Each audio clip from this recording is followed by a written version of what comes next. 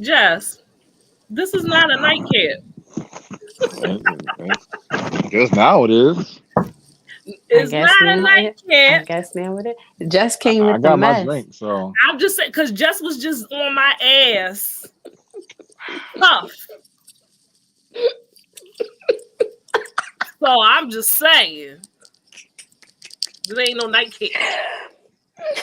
If I don't got I on a said what silk I said. robe, if I don't got on a silk robe and you don't see Carty's little curly hairs on his chest, this ain't a nightcap. Listen, I'm special.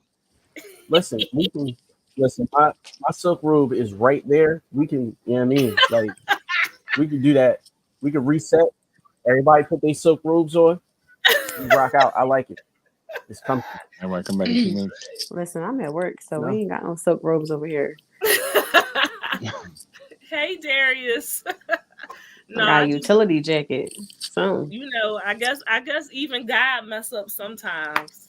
I guess.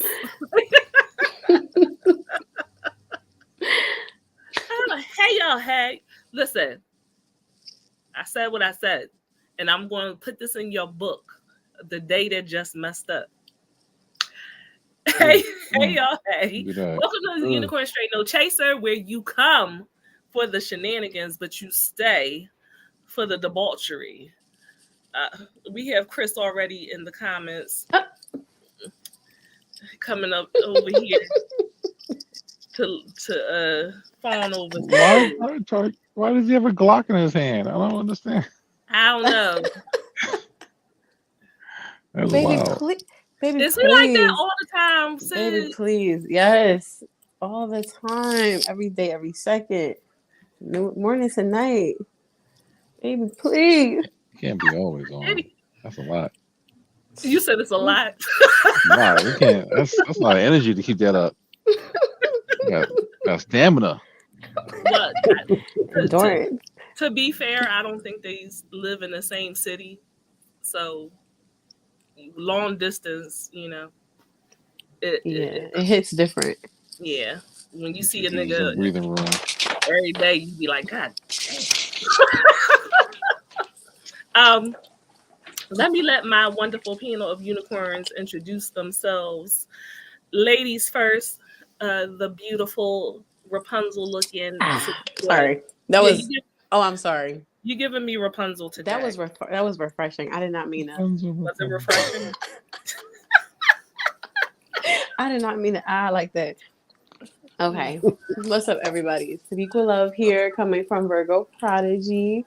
I'm your big titty anime girlfriend, as well as your own Taku. And I'm happy to be here to talk about SEXtrology. And we're focusing on the Mars signs today, continuing from last month. So I'm excited. Yay! Yay! And BK was very excited for this. He will be popping on a little bit later because you were reading his life. Whole life. His whole life. He was stuck. I mean, life flabbergasted. And experiences and affairs and oof. Hey, Annie, you early today. Well, welcome. People coming in on time today. They want this shit. They want to hear this shit. Sal! They Welcome. trying to get red. I need Sal here for the shenanigans and the debauchery. I just saw Sal for the first time. Oh, you never saw Sal before? Really? I haven't seen him either. Sal got a pair of lips on him. I would have never guessed. Oh I my took God. Sal for a small lip man. I really did. No, I didn't. I didn't think he'd be talking shit through lips like that. That's crazy. Them coon cricket lips. Not cool lip. You're light skinned. You can't say that. That's I fucking can. Oh boy. That's some bullshit. You can't say that, man. Please help us. I traverse all barriers because I'm light skinned. Oh my God. Hey, Zena. That is like entitlement and privilege and wow. The only thing that comes with being light skinned in this. I mean, Dan, please go ahead and introduce yourself. I don't have an argument for that. I'm just gonna let it go. Let it go. Mr. Colorism, go ahead and introduce yourself. Okay, Dara. Yeah, thank you. No, I pass. All right. So I'm Basine the Dream. You can find me as Basine the Dream everywhere. And yeah, that's it right now. And y'all got a podcast coming? Oh, absolutely. So we got a podcast coming. Me and my beautiful partner, called the Loose Leaf Podcast. And yeah, we recorded a few episodes the other night. So yeah, it's looking up. Things is looking up. Finally got things like moving, because every time something we tried to record, something came up. I mean, shit, for 2 weeks straight, I was sick. Literally, every time we went to record, my voice was gone. Oh Yeah. no! Oh, Yeah. But my voice was still up on Wednesday and Thursday. It was the worst. It was like, yo, on Monday and Tuesday, nothing. Wednesday, maybe the universe was like, Thursday, I was cool. Maybe the universe was trying to like help you, because sometimes when we're about to speak a lot of like crap out of our mouths, the universe will silence us. That throat chakra, man, I'm telling you. Yeah, the universe was silence us. So the universe got your throat together. I'm happy. It must be a dream. Hey, Ty. And Sal is continuing the colorist comment. Sal. Please help y'all. I'll say you buy the Philadelphia Zoo selling bean pies. James, come on in the room. They starting their shit already. Chris, what is going on in this girl? This man is obsessed with you. I don't know. Might be a little he just loved me. That's all. No, he said twice that he wanted to make it a point that you are his big titty girlfriend. Who the fuck is y'all? That's what he said. I just want you to know that. Don't die. Don't die. Lightskin, go ahead and introduce yourself. Hey, you know what it is, the Carty experience, other light-skinned co-host here. Yeah, I can see the comments down. Yeah, you look. I put my arms up to you. We there. Me and you. You talking to me? Yes. I am not light skinned. If you take off the sweater. Take off the sweater. The lightest. And put your elbows where my elbows are. Dark. So like this to the camera, and people can see how close we are. No. Look at that. It's something about being brown skin where if we were in an RPG, folks would pick us because we're like right there in the middle. We get all the attributes. Anyway, where is that in his chart? Yeah, +5 on everything. Somebody help. What are you talking about? Chris, charisma. I know what love is. I didn't say you was crazy. I'm just teasing you, darling. You not I miss y'all though. Here. Out there. I'm gonna fuck with you. Daquan looking kind of light skinned. No. Exactly. Daquan, I'm saying. And speaking as someone who's seen her in the summertime, I don't think she's light skinned. Thank you. In the summertime, I'm dark as shit in the summertime too. It is winter time. It's my winter color. Yeah, her winter color is lighter than her summer color. I get that. I don't consider her light. And that only happens to light-skinned folks. Anyway. If you black summer, winter, all 4 seasons. You stuck with that shit. No, because I have a winter color. They get darker. I have a winter color. This is my winter color. Because you're not fully dark. I'm a waffle. You're caramel. Caramel can get tinted too. I'm butterscotch. No, I'm darker than butterscotch. But anyway, see, look. The point is I'm not light skinned. That's the point. Point is I'm here for sexology. We don't know why we're here. So let me while we in here having all these skin tone conversations, Zena said my mom was bright as fuck, transparent, but thought she was chocolate. What is going on? That's you. You got that complex. Curtis said definitely light skin. Untamed. At the end of the day, it don't matter. The kitty pink, the blue brown. Okay. Anyway, I thought he got you speechless. The only thing dark about you is your areolas. Hey, Alicia. Yes, y'all coming through in the chat. Come on in here. This is a full inside the box segment, so we are only discussing the sex related topics. Come covered unicorn. We got unicorn. Oh, should we call our unicorn Jizzy the unicorn? I like that. That's cute. Yeah, I vote. That's cute. Jizzy the unicorn. And Curtis made Jizzy the unicorn, and I don't know whether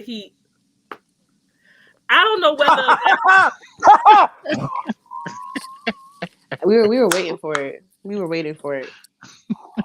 I don't know whether he Moody a whole brown. We were waiting for it. Yeah. I mean, have you ever seen a person with like areolas that's lighter than their body? Yeah. It's the opposite. Yes. It's weird. Yes. I mean, other than like white people, because they go pink, so that would be a shade up. No, I know a woman who has like, she's light skinned, but she has red nipples. Like there's no brown to them at all. The areolas are red. That's normal. They're red.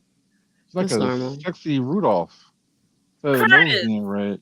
Did you look at the unicorn after you created it? Put that unicorn up there. The unicorn has jizz on it. Literally running down his neck. Jizzy the unicorn. The unicorn looks Jizzy like, the ejaculatory unicorn. I'm just saying. What's the movie Halle Berry played in it? She lost her son, Losing Isaiah. Oh, Losing Isaiah. Yeah, she looks like Halle Berry from Losing Isaiah. So that looks like it. Like just recently out of the crackdom, like but still like kind of like 1 foot in. Like she don't get high every day, but she's like once a week now. Right, and then last week we determined that the unicorn also looks like he used a little coke. So yes, absolutely. Yeah, he does. He definitely took a couple of lines in the bathroom. I don't know. I don't know what he did, but yeah, that's the only type of unicorn I feel like Kurt could make. I'm jacked up Mountain Dew. No, coked up. It ain't a crackhead. He on coke. Yeah, he ain't hitting the hard shit. He's a unicorn after all. Yeah, he had a good time. Yeah. So, as usual, guys, I am your queen of extra, your sultan of shenanigans, your diva of debauchery, the official HBIC. Oh, that's HBIC. That's really crazy. I was picking it up. She's still mad. Okay, you made your mistake. It's all right. Wow, and you were still going. Just let it go. Like just no, because she just dropped me. She dropped me during my introduction. So I'm just saying. We tonight are giving the reins to Sid so she can run amok. Well, astrology, zodiac signs, and debauchery. Okay. Y'all want to find out why y'all in love with Aquariuses? All right, so we ain't gonna talk about love. But we can talk about attraction. But love results. If the sex is good, you usually fall in love. I'm just saying. I don't know. That's my experience. Actually, I was reading something about, this is like a man-woman thing. So I was reading something about men and women where they say women, if you have sex with a consistent partner long enough, then love will develop. Whereas though that is not, there as much for men. So they can keep having sex with the same partner for a long period of time, but the love can still develop slower. I don't know how they got this study. That's not true. I don't know where it came from. Because I've been in a relationship where the sex wasn't hitting for me, and I can assure you that I did not one day magically wake up and no. But I feel like instead of it being like man or woman, like it's person to person, like there are just some people that if you consistently keep having sex with them, they will fall in love with you. even if they don't like you, even if they're not attracted to you, it's the consistency, I guess, they fall in love with.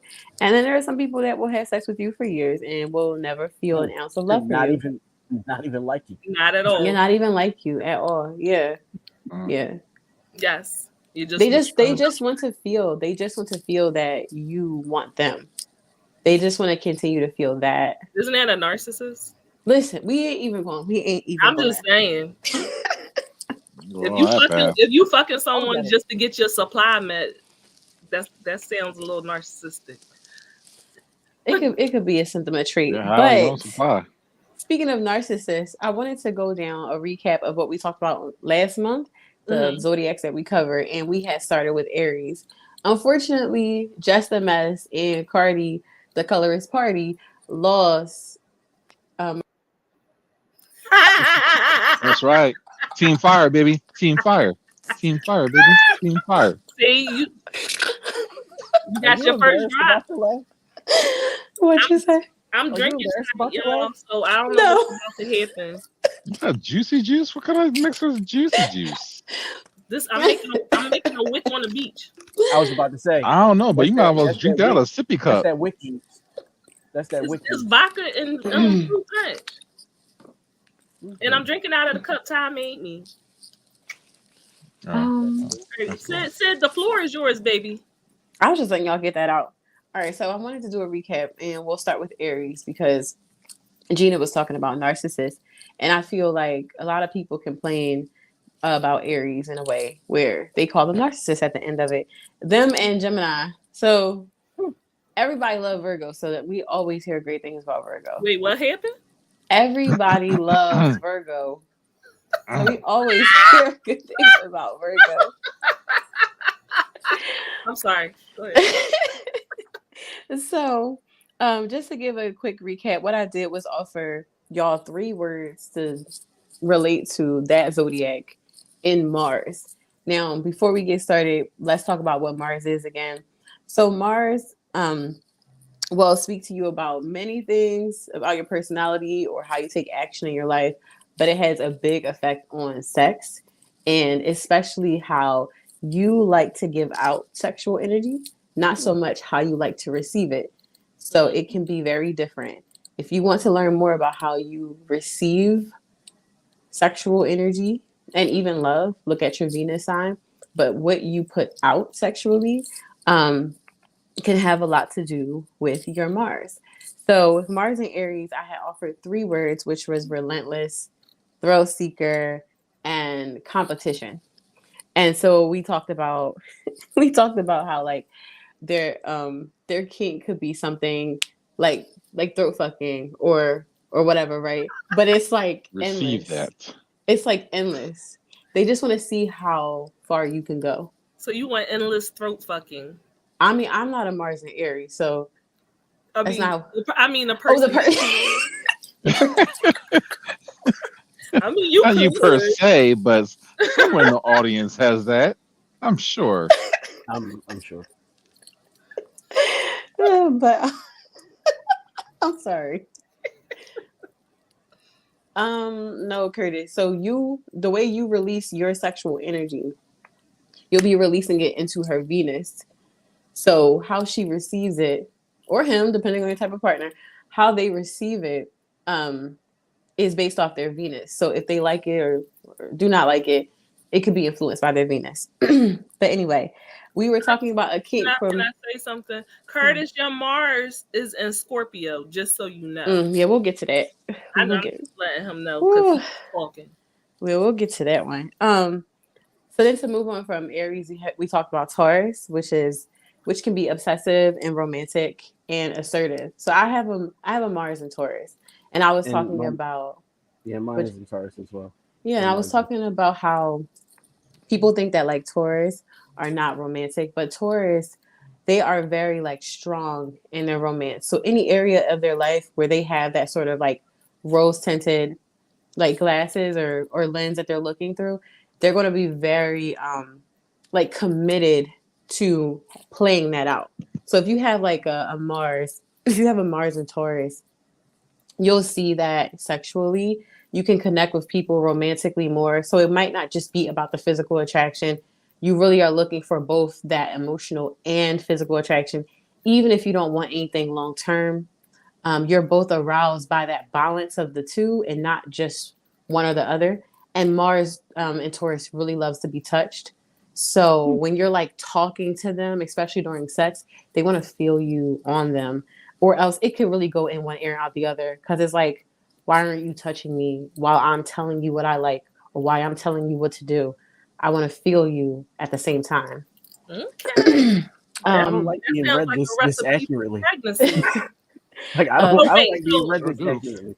So Aries wants endless throat fucking. No, they just want endless. They want relentless, intense. They want to see how long you can keep up with their relentless, intense energy. Okay. They're not really concerned about completion or finishing. The fun is in literally the journey, the process, right?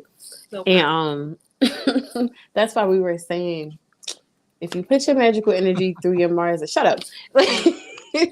And then Taurus is more sensual. Mm-hmm. Okay. All right. And Taurus is very like gratification focused, like almost transactional, but not transactional without emotion. Just more like if I put this out, I want it back type of thing. And exactly, that's the perfect word. So moving on to everyone's favorite Gemini. So if you have a Mars in Gemini, if a Mars in Gemini, is definitely a mental game. It's definitely like mental arousal because they're intellectual, they're cunning, and they're very persuasive. They love to talk you out of your panties, out of your drawers, out of whatever. They love to, through what they say, they love to paint a really great picture.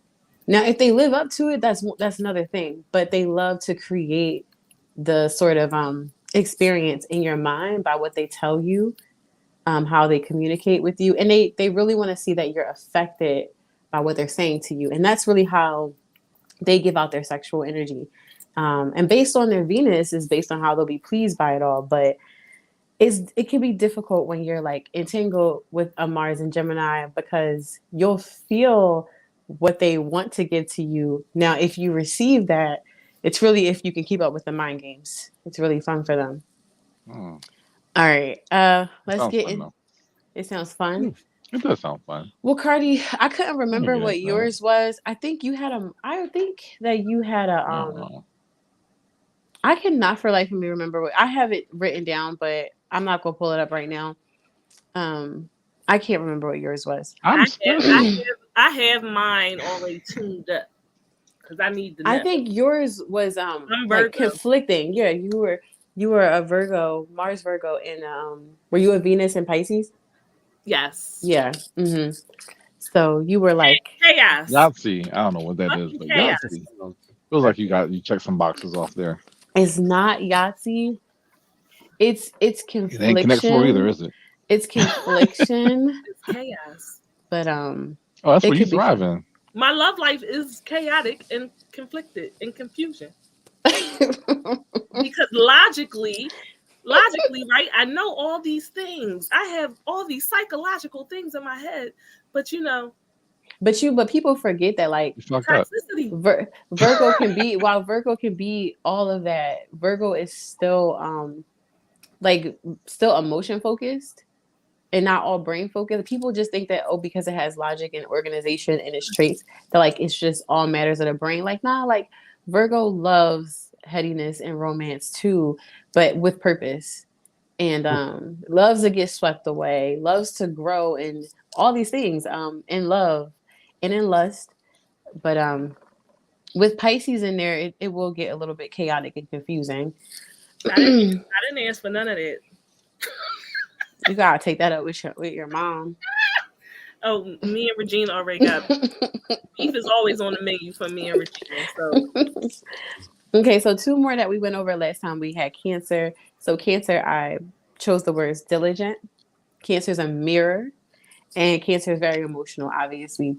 But by a mirror, it's like Cancer likes to give sexual energy based off of what it sees in you. So a lot of times you'll meet someone with a Mars in Cancer, and you wonder why they like all the same things you like in sex. It's not that they like all the same things; it's that they're mirroring you. Because they think that's how they want to please you by kind of giving you back to yourself.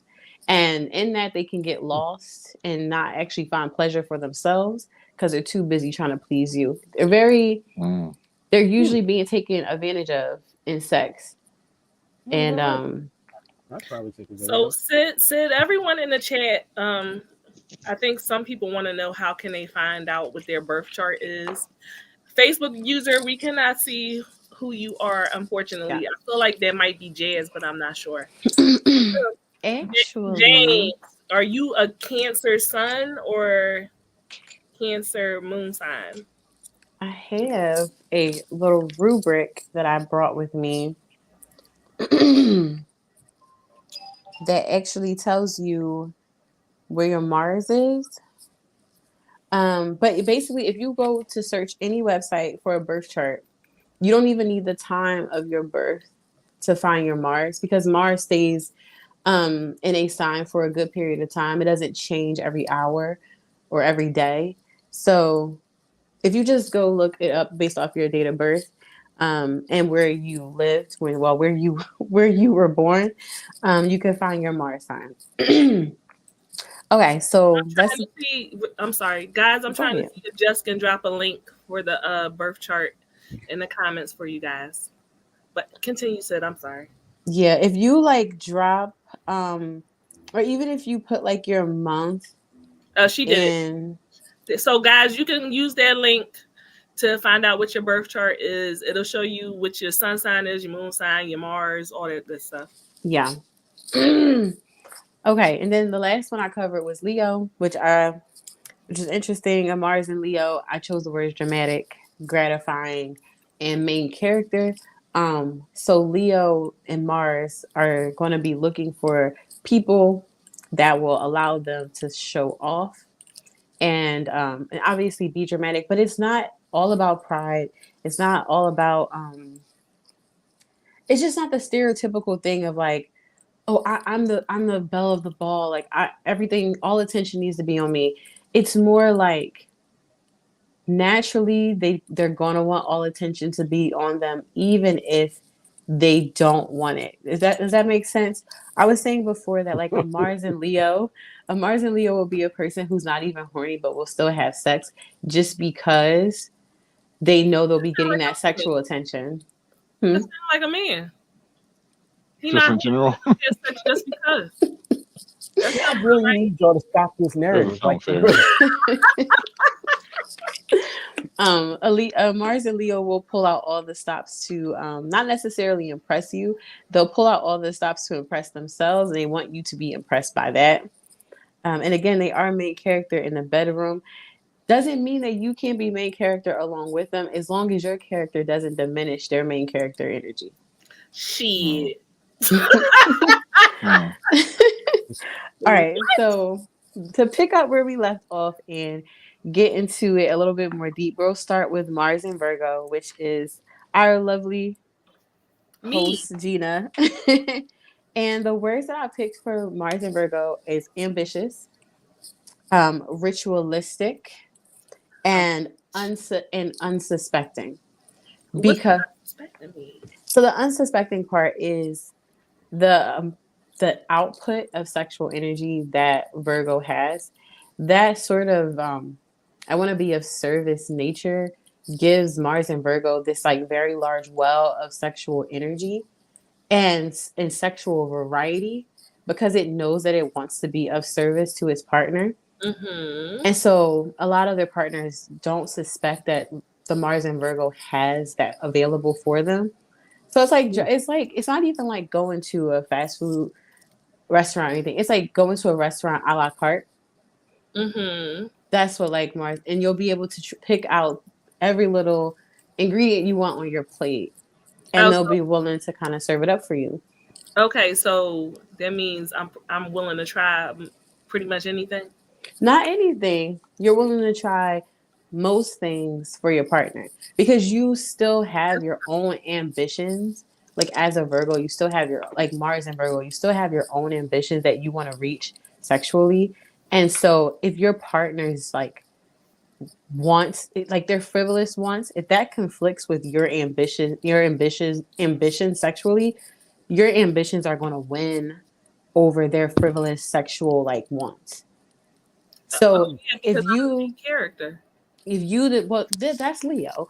If you desire like, ooh, that's crazy. That's crazy. I mean, K-pop can get. That's not bad. K-pop is delicious. K-pop is delicious. Yeah, it's not cheap all the time. You know, it's not cheap for everybody. What I'm saying. Well, so here's the thing. Like, I get perpetually bored, right? I have to constantly spice things up, do something different. Like, I get bored very easily, and that's been a huge problem for me in the past with my partners, because for whatever reason I've been with some men that are like prudish almost. So when you feel like that, do you feel like when you have felt bored, do you feel like you were getting, excuse me, is that rain coming up? Making me vouch. I'm sorry. So when you have felt that way, did you feel like your favorite sexual desires like being ignored?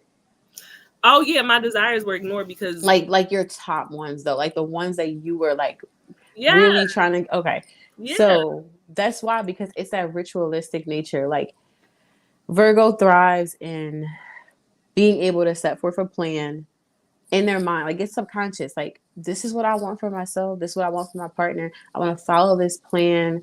I want to do it well. I want to do it almost to perfection. And anything that distracts them from that, because they have such a large well, like, well, I already have a lot to offer. So I'm going to go on the path that allows me to reach my goals. So sometimes you will want to leave your partner for a better fit. Well, yeah, that's typically what ended up happening. It wasn't just, I mean, obviously the reasons why I left them wasn't just sexual in nature. Mm-hmm, of course. But it was a part of it, you know, sexually. Yeah. I was not being satisfied. Yeah. And I'm willing to do, like, you're willing, exactly. You're willing but I'm to like, do it. you're not willing to do and try and engage in a lot of things. And you looking at me like I'm crazy because I'm, you know. And again, a Mars and Virgo will get caught up. Will get caught up in those situations a lot too, where like they're constantly giving to their partners, and they'll give chances. Like, okay, maybe you didn't give this back to me. Like, maybe I wasn't perfect enough, or maybe like I didn't get this right, or it's just like I'm gonna wait because I know I got it and I know I'm pleasing you. But then after a while, like, nah, they're ready to move on because they got goals. You got sexual ADHD. And even now I have like a sex like bucket list of things that I want to do. Very Mars and Virgo. You know what I mean? So they were satisfied. I wasn't satisfied. You were not. Yeah, exactly. And it's like, but sometimes of course, a relationship, like when you're in a relationship, is different because you have all these other factors that keep you there. But like, say if you were just in a soul, like sexual relationship with someone, a Mars and Virgo will continue to still have sex with that person until they won't just cut it off. That's true. They'll still keep having sex with that person until it can transition over into something else, or they can add on to what they already have. Well, I'm weird in a way. Like I don't walk away from a relationship until I have exhausted all the possibilities. Like, all right, I try to fix it in any way, shape, or form I can. But you're a talent on your Venus when you say that too, because that Pisces is always dreaming up a new dream. Always wanting to explore that new dream. And they'll put that dream on the same person over and over. A different dream on the same person. It's a deep pot, man. It's a deep pot. It's a deep pot. Okay. So the kink that I provided for Virgo. Oh yeah, that's fine. So I'm sorry because I have a lot on my paper here. My favorite kink for Mars and Virgo is role play, if they want to have fun, because they're really good at it. They're really good at committing to the role. It's something different. They have the capacity for it. So yeah, role play for sure. And that's where they can take charge too, because usually Mars and Virgo is like giving a little bit of sub energy, definitely like sub in charge energy. So I like that. If you like sub in charge, I like that. If your sub is a Mars and Virgo and is needing a little bit more like take charge energy in sex, offer them role play, because that's where they'll take over. You know, like you said, I've always write that down, folks. Okay, so moving on to Libra. The words that I chose for Libra is graceful. They're very synergetic and enchanting.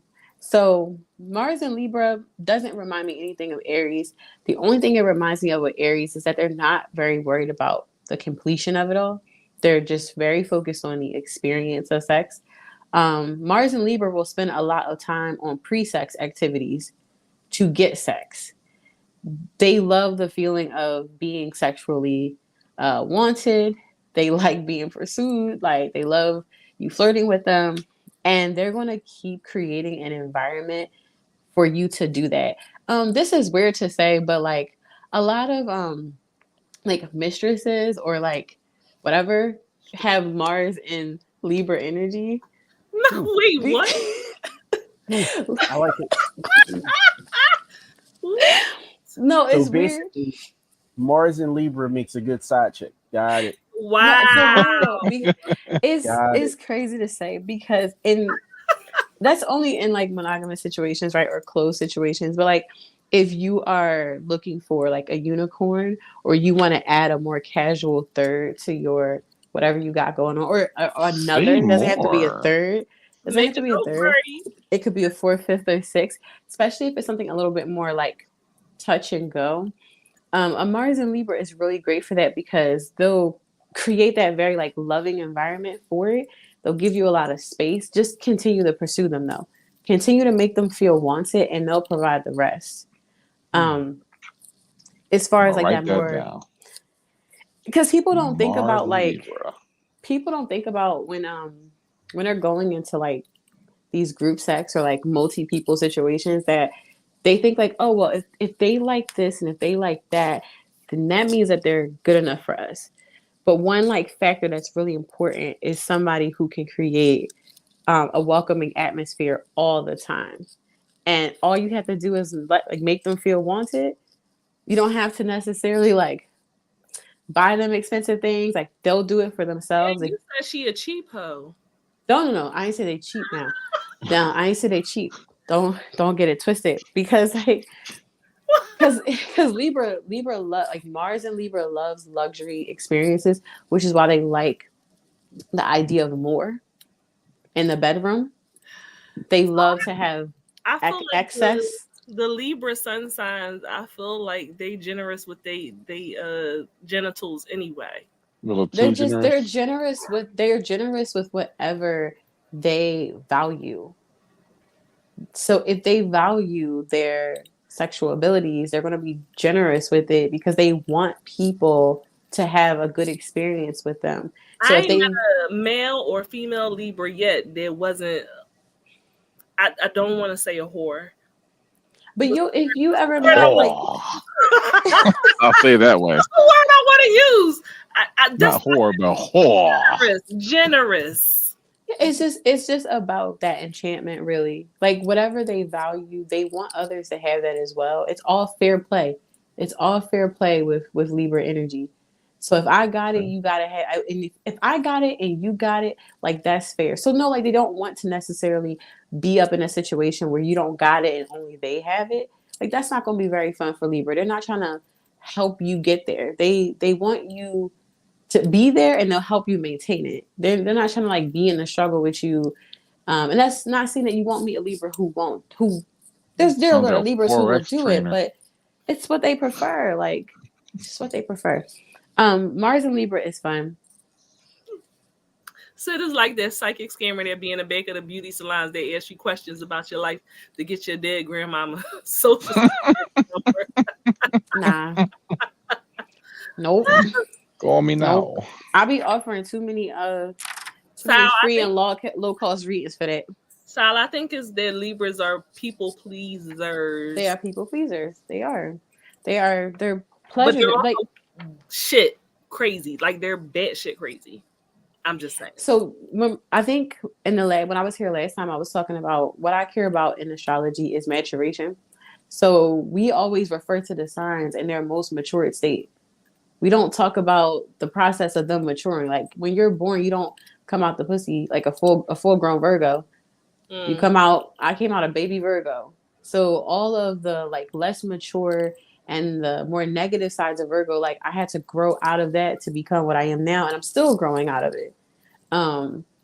So you could meet a Libra that might be very crazy. They're probably just a little bit more unbalanced. They don't know how to become more balanced yet. They may veer to the extreme because they're really trying to get over to the other side. So like you'll see those things play out as people like get older. They change and become more of their sign. Sal, I'm going to say a Libra because a Libra is an air sign. That's what I'm gonna say. I'm gonna say Tauruses aren't crazy. We're too grounded. Tauruses is female Tauruses are batshit crazy. I feel like if you're looking for craziness in the zodiac, you're going to be looking at Aquarius and maybe some Virgo, because Aquarius and Virgo. Guilty. Yeah, because you want to put me on the screen, Jeff? Lock her up. Lock her up. Oh, and please don't let me forget about Scorpio. Darius, you were the first one. She did Aries first. She said that y'all I don't want to mess it up. It's okay. Darius said that I miss Aries. Darius, tell us one of your favorite kinks, and I'm gonna see if like you're maturing into your Mars. I could answer that for you because we just did it last week. Yep. Oh, I almost said something so disrespectful. Wait, did she say they just did it last week? Like y'all actually together yes, she did. And I'm like, yo, what was is it? there no pause? He was on. I almost said Miami, and I'm so sorry, but I'm from Philly, so that's my automatic response when you say something to me. I'm like, your mammy. Last get my pickles. Let me get my pickles. Where they at? I need a snack on that one. He said it last week. We did breeding kink, and Darius's kink is breeding. Okay. Oh, damn it! I don't know how you grew out of that. Big group. I think you only grow out of a breeding kink if you have enough children. Ooh, that's a bullet to bite there. And I definitely grew out of it. Peaceful and a little bit hot-headed. You're correct, Annie. Actually, no, I didn't. I won't say I grew out of it. I got myself fixed so that I wouldn't have to. There you go. You psych yourself out. That way you can still act like you're doing it, but No, because the breeding kink has to do with the ability to breed in a way. It's the actual, Yeah, it's like I'm breeding, yeah. But Darius, I think she said earlier, like that you want to see if someone can keep up with you. It's more about seeking a thrill. It's more about the relentless nature of it. So I'm not surprised that you like breeding kink. It's the relentless nature of getting to that point of breeding.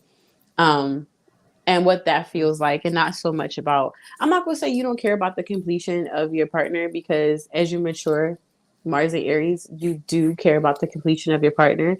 But I wouldn't be surprised if like you trying to nut round after round after round. He's just firing up in there. Like literally shooting up every club on the block. And I wouldn't be surprised if like one night you like, yeah, damn girl, I came to you 5 times yesterday. I'm gonna go 10 a day. Like I wouldn't be surprised if like that was your energy. How much fucking protein is he eating? Jesus. Like God, that is ridiculous. Man, face just be like, you got no color in his skin. He's just dry. like what? Darius said that's too close to home. He like, yo, was you there? God, dust got on my dick coming so hard. So much, huh? Shooting air. It's crazy. Said not repeat shooter. Yeah. Repeat offender. See, that's my problem. We all said breeding kink last week though, to a degree. Listen, we was on for 3 hours. That breeding kink. Yeah, we was on a lot of shit. Though. Baby. I wish I was there because that's mine. That was one of them right there. Okay. The breeder. So for Libra, to come back to Libra, easy. Now remember, like last month, I said when I talked about kinks, I was going to talk about entry level kinks. I was not going to talk about advanced level kinks because some people may not be there yet. So a kink, if you're a Mars and Libra and you haven't experienced threesomes, orgies, whatever, please go ahead and try, because I find that you will feel very fulfilled in your sexual output during those experiences. So being in any sort of sexual group situation, even if it's like you and one partner, and there are people with their partners and y'all all just with your partner together in a room, even that would be gratifying because you can bring forth that harmony and like that fair play. Well, I'm getting fucked, everybody's getting fucked. Like, so that was very like that orgy life. Pleasing for you. It doesn't even have to be full on orgy, full on threesomes and all that stuff like that. Like, is Darius anybody see that? Just fell on the floor.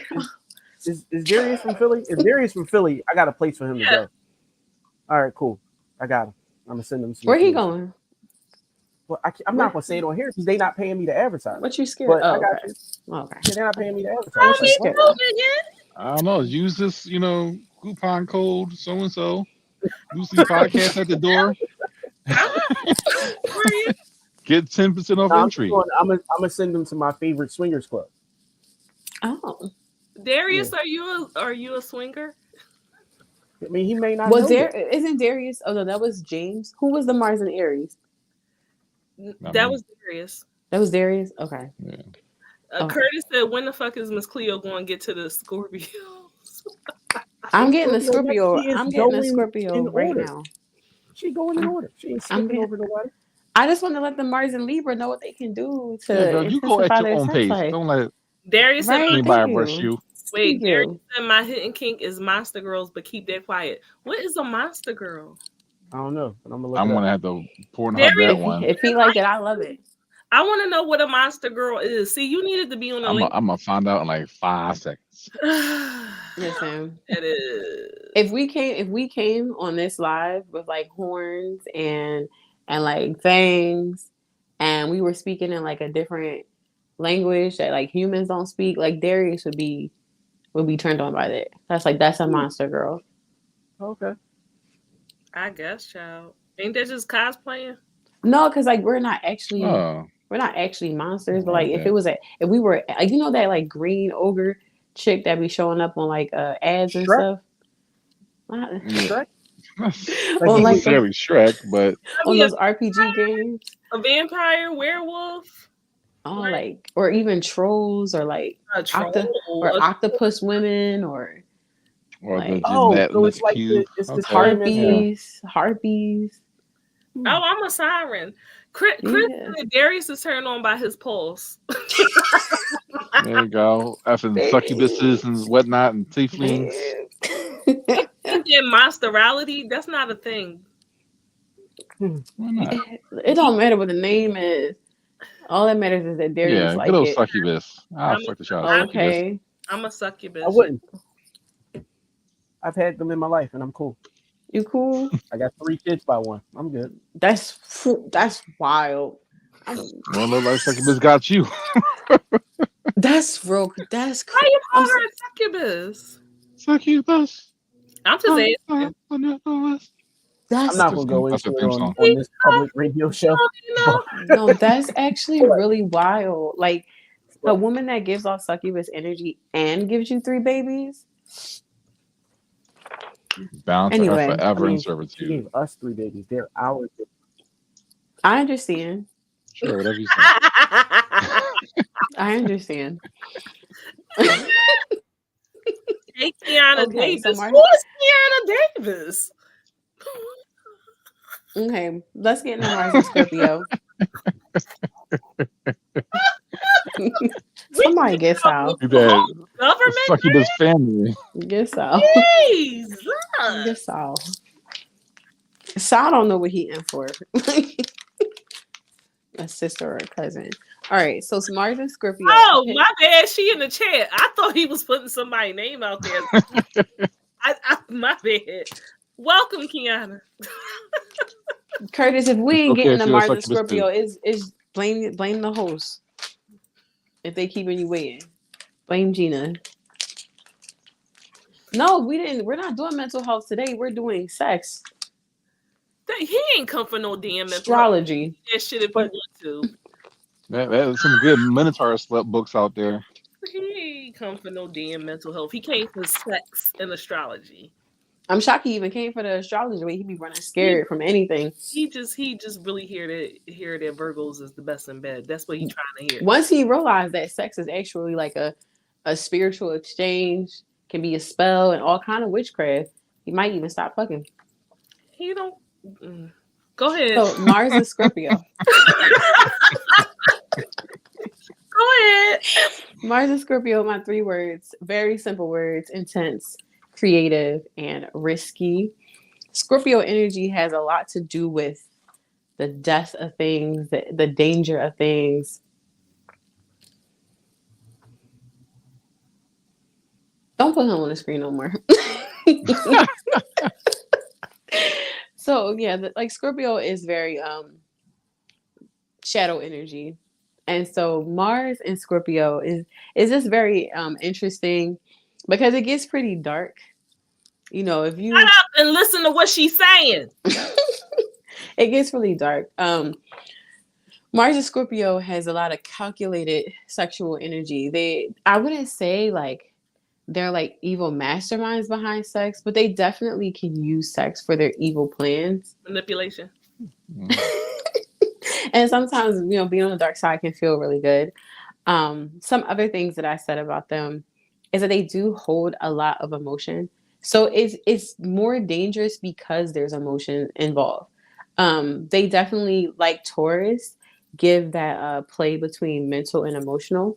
But the thing is that Scorpio will hide the emotion but will really be like going off of it. Their emotions will be building in sexual situations, but they will hide it and really like lean on their more, I wouldn't say logical, but like, if I'm doing this to you, then this means that, and that. Like, it's very like mathematical. So it's like, if I know I give her the best head tonight, she gonna leave her nigga tomorrow. Like, that's like their mindset. That's horrible. That is like, a lot of shit. You out here headhunting.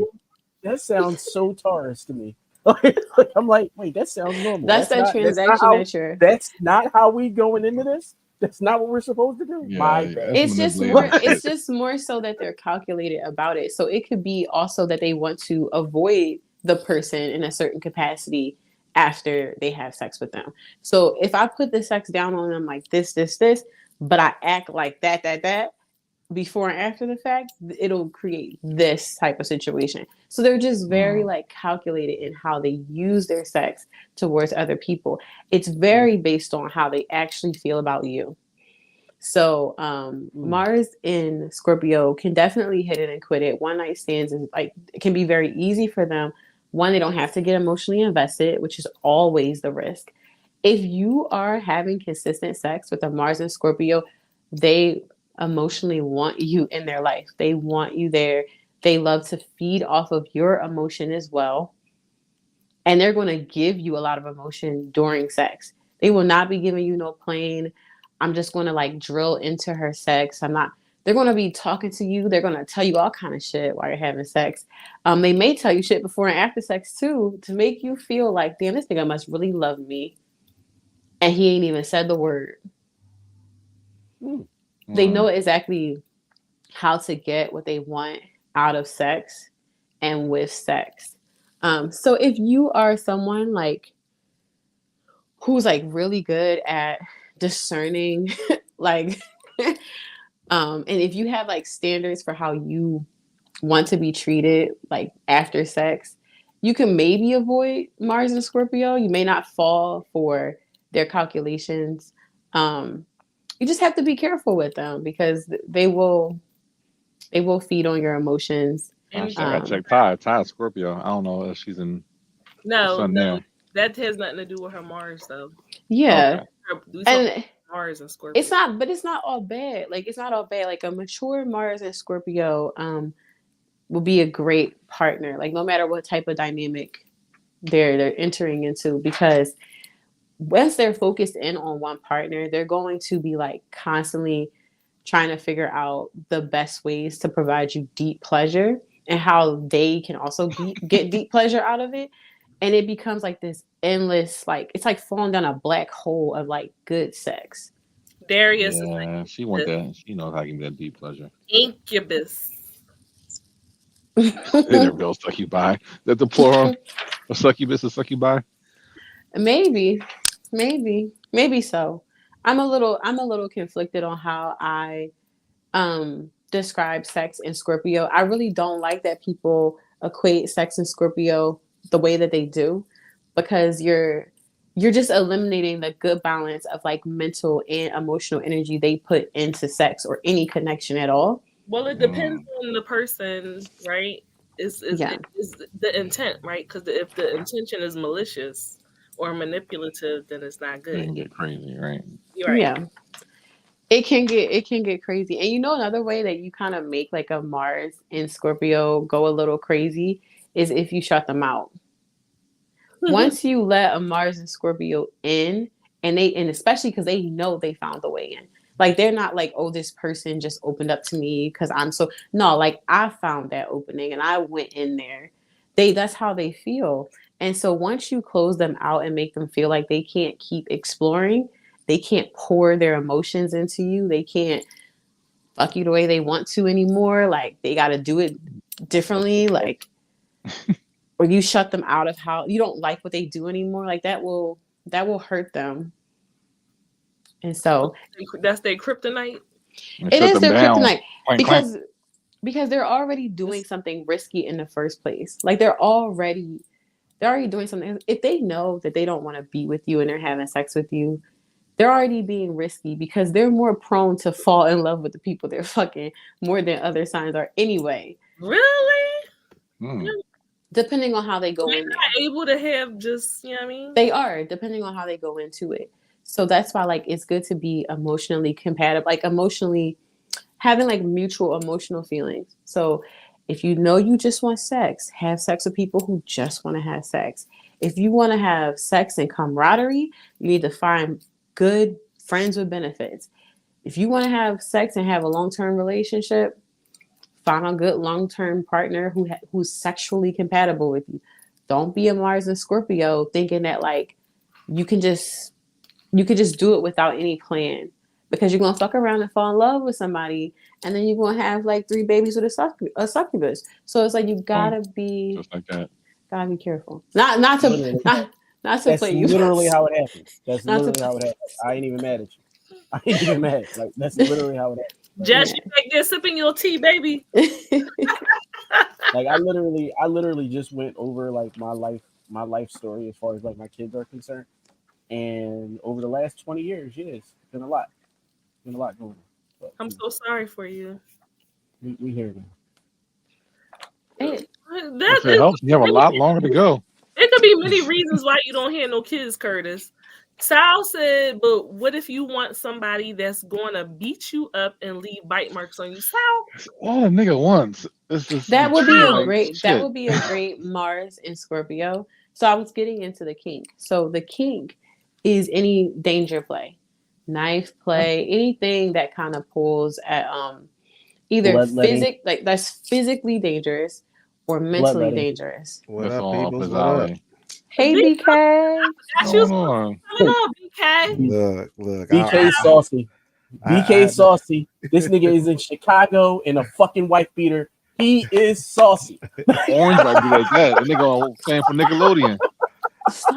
What? On guts. Look, man, I had to mingle with. Look, so many white people coming up to the table and want to talk. I'm like, y'all, look, come on now.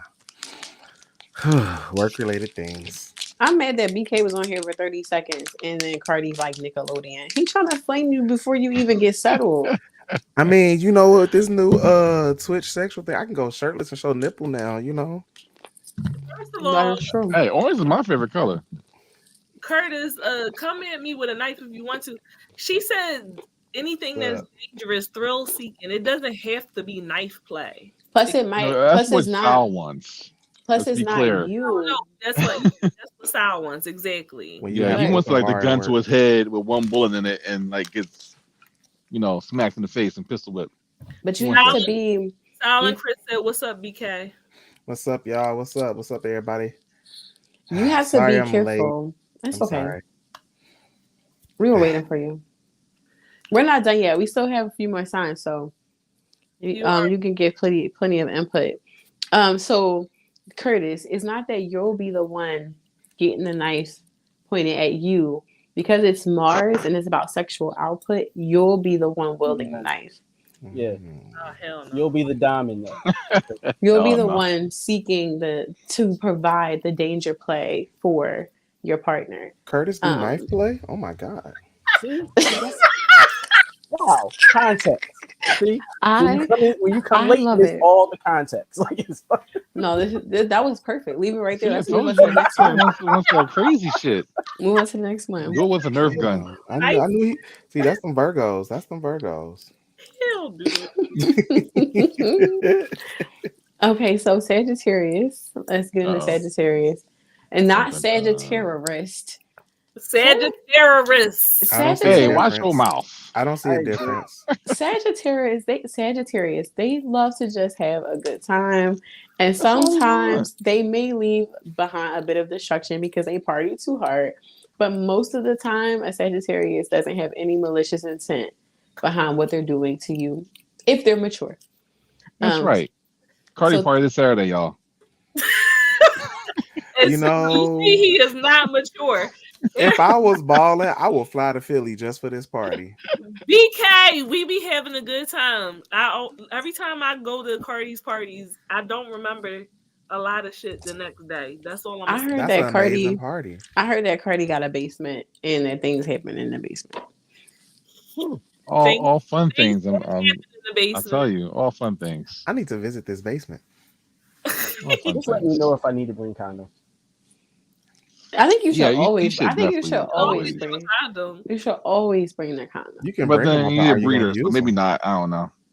Are you gonna use He just told you about his story, and you want him to still breathe. He slipped. 7 children and a vasectomy. Like, you got how many kids? See, yo, I hate when I say this and I get that look. I have 7 children. No, the look you didn't look at BK just now. Yo, BK looked thoroughly confused. He looked thoroughly confused just now. He was like, "You have how many I can't kids?" talk. Both of my grandfathers were hoes, so you never know what that look is that BK gave you though. I have multiple children with 4 baby moms. Just put it there. But man, you got 5 subs. I'm not judging at all. I just feel for you. No, I feel for him. 4 baby mamas. Yo, listen. I feel for you. 2 of them I don't gotta talk to no more. They all introduce them.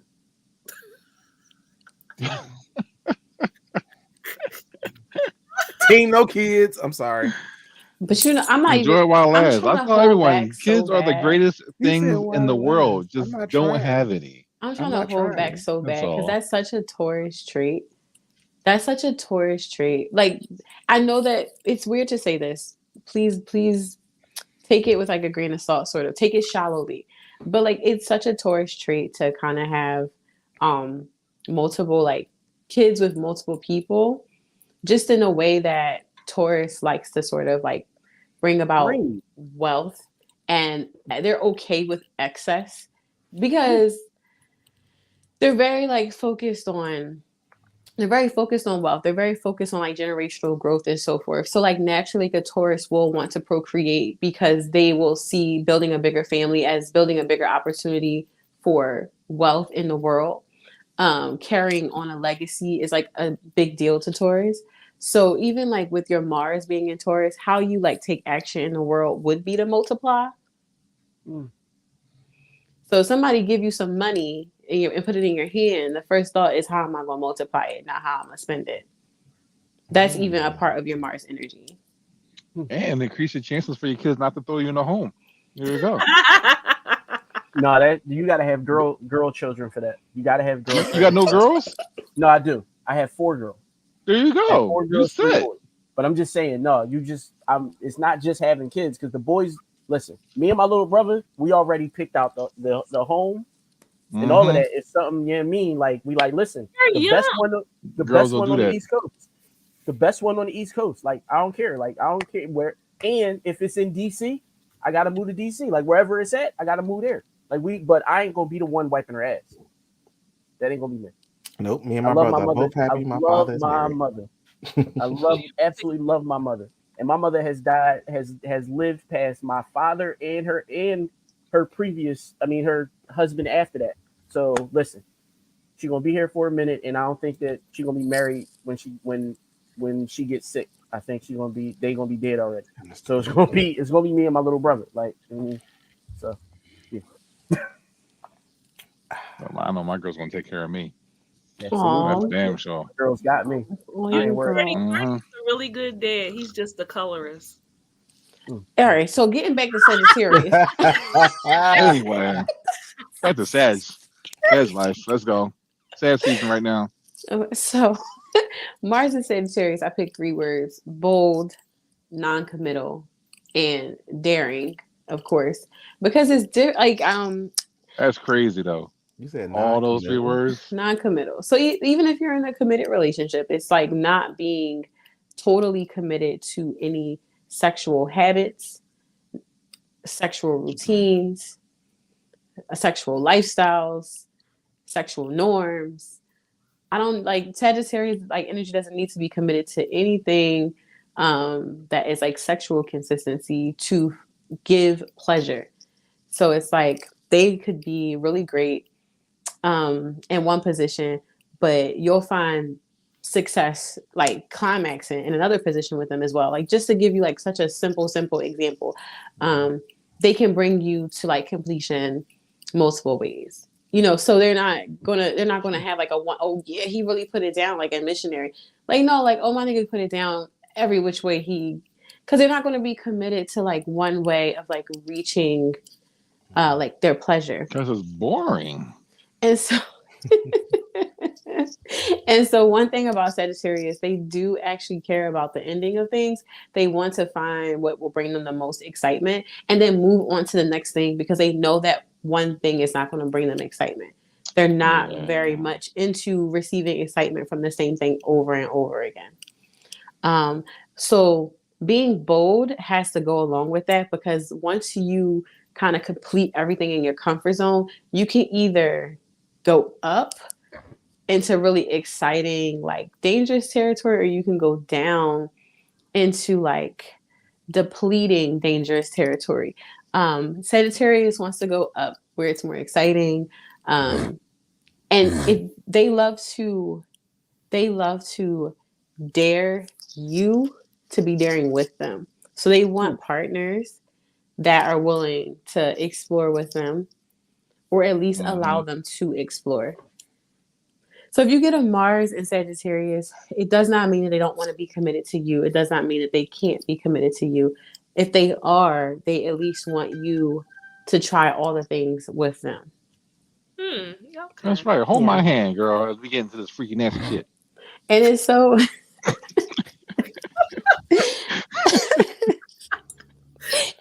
And that's the thing, but like the Sagittarius energy is how can I call it? Like it's like cleansing in a way.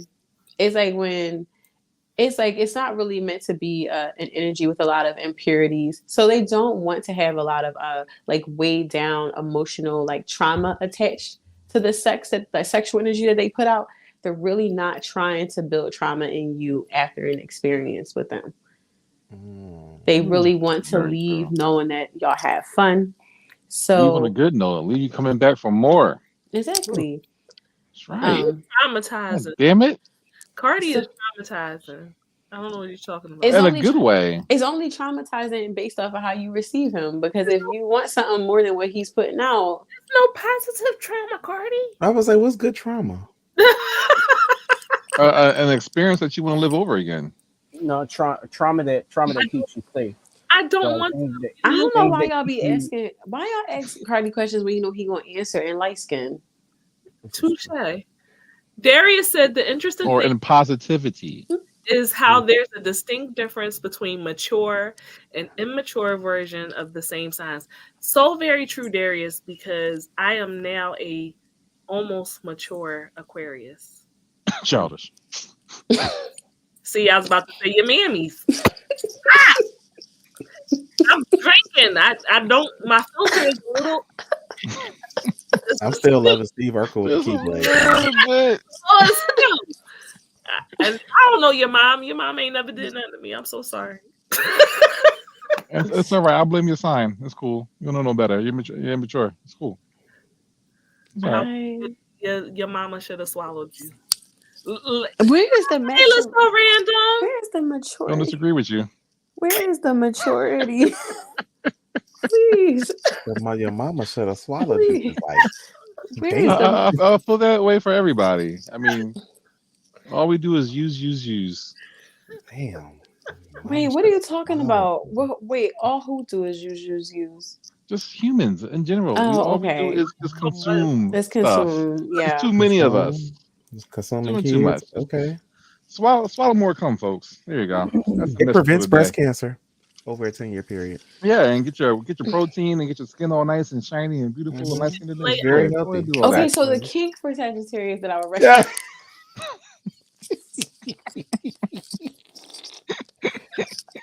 Hey, we over here promoting swallowing now. Shit.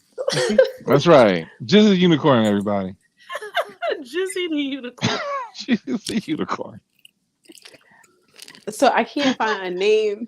I can't find a name for this kink, but I can express the type of experience. How bad is that? There's a name for every kink. There's nothing for me. Mm-hmm. No, I'm saying I can't find I can't pinpoint a specific name that I feel is accurate, but I can describe the experience. So for a Mars and Sagittarius, if you want to give a sexual experience a try, find those things that you've never done before.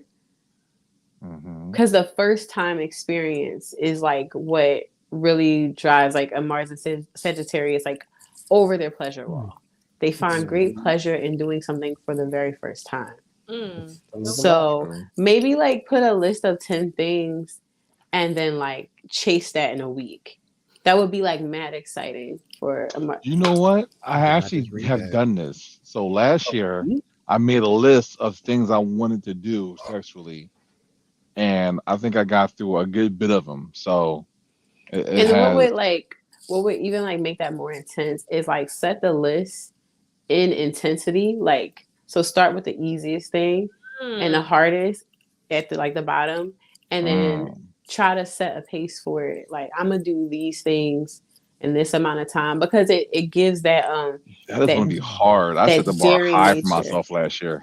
Well, what's the hardest 3 things on your sexual bucket list? Yeah, what's the 3 things that's hard? Well, you was there for one of them. Who? Gina seemed like she always be there. Who, me? Yeah. She was there for Darius, now she there for Carty. She held my hand through the experience. Well, not metaphorically. Gina was there for me too. Not physically. I was like, I need to hear this. I was on my hand.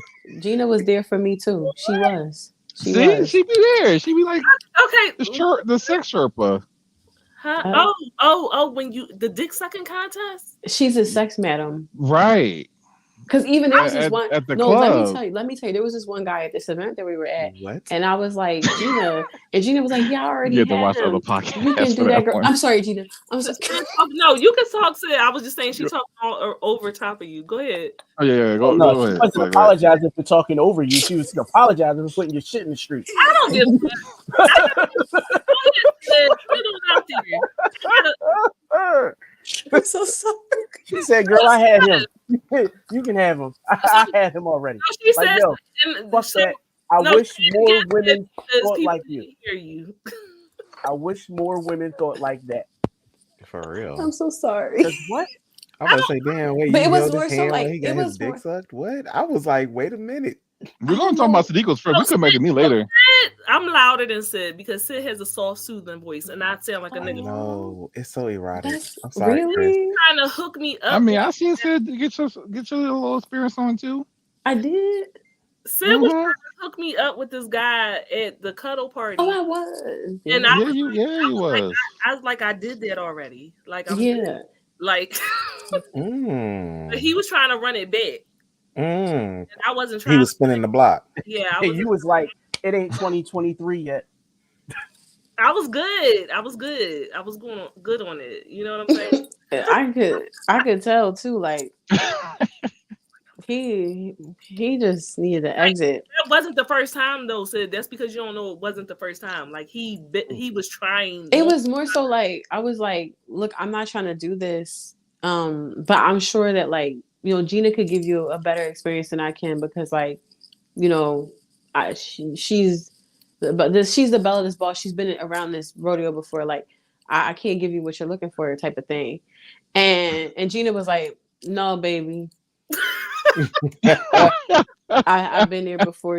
You can try. You could try it. Oh shit! And I was like, no, I don't think so. I don't think I will. Spoken like a true bottom bitch. I'm like, I've been there before. I don't do those no more. Them girls around the corner do that for like $30. I'm above that now. Carty needs right, Chris. Exactly. Stop the cat. You know what I'm saying? So, Chris, one of the wonderful things that I enjoy about your girlfriend is that she has a certain aesthetic, right?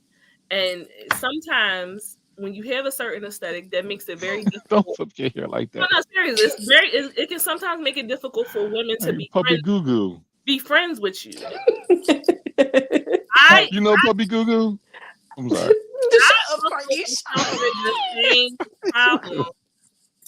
Where sometimes it's difficult for me to have female friends because whatever perceived aesthetic I have.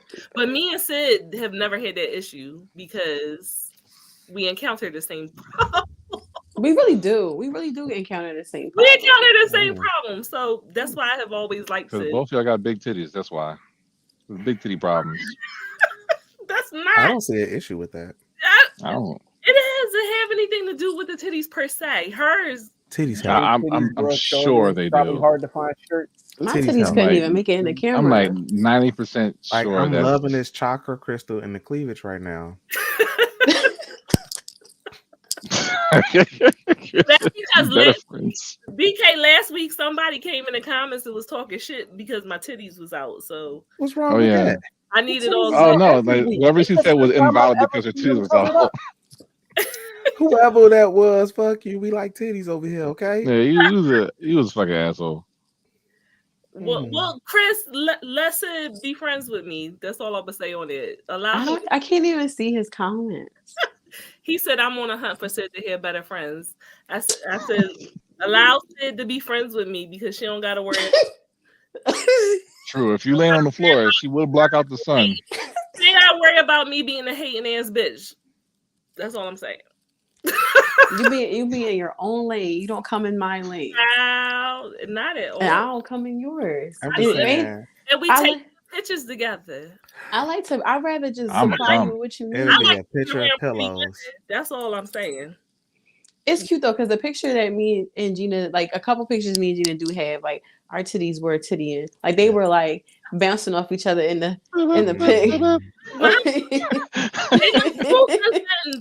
They done grew since then, so now we gotta take new pics. I don't know. I just want my face to be in the middle and y'all just squish me with them. Like I'm not gonna get in line. We can. I'm trying to be in between the, Wonder Twins activate with two. I was one trying to be that guy. But also, just like you, so I can't guarantee your safety. But I need her to have relationships. Yeah, we don't do that here.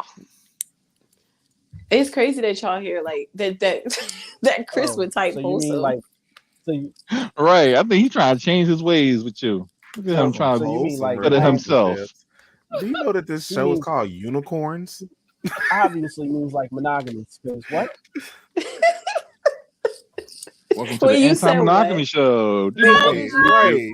Aaron's been wholesome.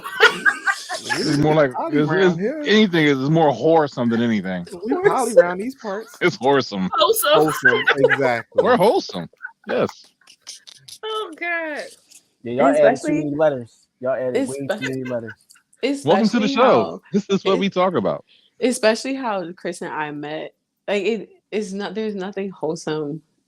It's everything wholesome about how we met. And Chris, I think that Chris, I'm gonna be honest. I see it's a beautiful thing. I'm gonna be honest. Beautiful thing. That sounds like selfishness. Like I'm gonna be honest. That sounds like selfishness. Like how you go from multiple to one. That's subtraction. How we like that? Yeah, that sounds like selfishness. When you find the one, you find the one. That's just. Yeah, but that doesn't. Y'all should share that with other people. He found everything he needed in one person. Cool. So then he can be monogamous and she don't have to be. That's how that works. She agreed. She agreed. Oh, I mean, I don't think she. Never mind. You're right. She did. Listen, this is a show about unicorns. They can still I'm invite not here to unicorns call out in. people's Freudian slip. Actually, speaking about unicorns, BK, you missed it because I was saying that people with Mars and Libra make the perfect unicorns because they create a very synergetic environment for all that. Please treat please treat y'all Libras right. Because there's been a lot of Libra slander on Facebook lately. Hold on. I don't appreciate that. I'm sorry. What was my kink again? I forgot. All of them. So supposed to be doing everything. I forgot. No, so the kink for Mars and Sagittarius is I didn't have like a name for it, but I was inviting you to try putting together a list of firsts that you've never done before and giving yourself a time period of how to, getting that's not a kink. That's just instructions. Because I couldn't find I couldn't find that. But you don't have to do it with. You could do it with one person. You could do it alone. Like you could be alone. You could do it with one person. You can do it with multiple people. It doesn't matter. You figure out what's the first thing. I don't know what else can I do alone. The real I was like, artists out the way first. How did Carty feel during the dick sucking contest? That's the real. What contest was that? Who was the one that was invited? Wait, pause. So you were in a contest, and who? I was in a contest. We had went out one night, and then Carty ended up in a dick sucking contest, and I was watching. I didn't participate. I was just there. Yeah, she was there. She was getting moral support. Did you? No, someone cheated. Someone had two girls at once, and that was like that won over the crowd. So I was like, that's fucking cheating. I don't know if I call that cheating. I mean, I won, and I mean, we all won. Did you at least finish? Wasn't enough time, but I was able to do that later. We were celebrating. They had to play to the crowd. You know what I'm saying? Yeah, she was there too. It was like 30. It was like how many people? It was like at least 20 people in the contest all at once. It was just. It was not 20. You're exaggerating. No, because there were cheers. There were like I was 15. 10. Oh, if you count the men and the women, it was 20. Well, yeah, that's what I was doing. It was like a musical chairs of just dick sucking. So they were all like in a circle. That's how it was. But they was like hopping dicks. So one person was. One girl was sucking two people's dicks. Yeah. So she won. She won. She was like, I saw anybody dick up in here. Come here, baby. Oh, nobody. White boy. Dick suck. You know what? When I come to Philly, I need the VIP. She was the loudest one, but she was whack though. I bet. Make sure you BK though. Be careful though when you come because coming to Philly is like it is. He from Chicago. Yeah, he makes sure right in Philly a lot when I was in high school. So I'm just saying. I'm just saying. I'm gonna go to the South Side and go to Gooey Louie's and get me a Philly cheesesteak. Yes, Gooey Louie's, baby. All right, yes. So, okay. Though. You know what's up, BK? Yeah. Gooey Louie's. I'll take you. I'll take you when you come through. And Darius too. Since he already in Philly, you might as well just jump on the bandwagon. We just all go together. I got it. I got to give Darius that info. I'm gonna give you the info too, Carty, because you can. Me too. Seven things on the list. Which one is it though? Pleasure Garden. Yeah. Oh, Pleasure Garden. I signed up for them, but I haven't gone there yet. So I got my pass. Now, so it's way more like the first time I've ever been there was like 2017. Matter of fact, like 2016, and it was like not very what's the word I want to use? Not very black. There you go. Black people. There you go. But what I'm hearing now, I went to what's that? The Purple Orchard that's right outside. I went there a couple weeks ago. And when I looked at the crowd going in, I was like thoroughly impressed with the level of black people that was going. I was like, oh, all right, cool. This I gotta come back. You know what I mean? Because I gotta go. Most people don't realize that Pleasure Garden actually has bedrooms in the building. You don't have to like go rent a hotel and all that. Like it's right there. It's everything right there. Yeah, I go to Sinners Paradise, so that's all black owned for black folks. Yeah, see, and I'm scared of that. I'm gonna be honest. It's on 62nd in Woodland. The fuck? But it is in Southwest though. But other than that, it's problematic. First off, it's a bunch of I'm about to say something. He about to go in. I'm about to say something offensive. It's a bunch of people that live around there that don't wear deodorant. So I don't want to be in I a know building. exactly. I don't want to be in a building with these people that don't wear deodorant. So it's not even the people from around it that be going there. This is a crazy thing. Darius, is they attacking you because you said that's your original hood? Michelle said that's 2 blocks from me. And what was Chris say? Chris said, Michelle, come through. You might as well come to the party too. Well, look, next year, I'll be the first to tell you relationships where one person, baby, please, and one is probably don't have long life expectancies. yeah, but what would ever make you say something like that, Chris? I know somebody that's in one. Like I know somebody that's in one. I know somebody that's in I one think right now. I think you're fine. I think that people have to do what's best for them and what feels good. Chris, so you do you, boo boo. You do you. What he say? At the end of next year, shady. y'all got a year advance notice. Y'all got to come to Chicago to the debauchery ball. Y'all have to come. When is it? What month is it? Every December. Wait, how was your That's the one that you got all the fancy shit for, right? So is that this week or next week? Look at his That was last week. Look at his smile. I need to know how that shit went. So I'll be waiting for the stories. Sorry, sidebar. So it was at a church this year. Wait, you had the debauchery ball. It was at a horrible. BK put a whole joint in there about the church literally like said generations of sinners and saints have always been welcomed in our walls. So we was like, this is the spot for us. They didn't really know what the party was about. They knew what the party was about. I love it. They knew what the party was about. And like I said, they're each gonna year take is at a money different from location. sinners and saints. They're gonna take Did you the go money into the from basement? whoever. Did you go to the basement of that church? No. All right, I'm gonna tell you now. They probably got a cross of who's that? Paul upside down? St. Paul? Probably. That's St. Paul, right?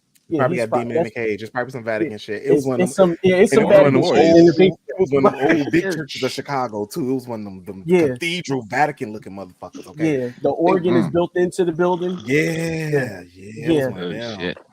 Let me just tell you, what I love about it the most is Black people only, and you must wear all black as much or as little as you like. No phones. All phones are either left in your car or checked at the door. They have a photographer. They have a photographer, and all pictures taken will be uploaded to the private Facebook group. And the more risque pictures, there's an app. They have their own app. And all the other pictures are uploaded on the app. There's a whole community on the app. People have profiles, state they orientations and their stats if they're single or not. Upload videos, pictures, and then throughout the year, everybody have their own little lifestyle parties throughout the year. They do. Yeah, up in what's that? Lehigh County, like right above Berks County. Berks County. They do it the Black lifestyle community in Chicago. It's huge but small at the same time. Like, you get what I'm saying? Like, there's a lot of people in it, but everybody because you see everybody at the parties all the time. And then you have your people who do their stuff. Freakoween is always a thing. They literally rent out an entire floor at a hotel. Like, everybody that's there is on one floor. That sounds like a Diddy freak off for real. So like the Diddy freak off. Like everybody decorates their hotel room for Halloween, and people just be room hopping on the same floor. Like, nobody, the whole floor is for this guest only. It's a lot. Toga is awesome. Kurt in the comments like, he about to submit a proposal right now. Look, Toga is awesome. What I like about Toga is you pay one price, and most parties, food and drink is included.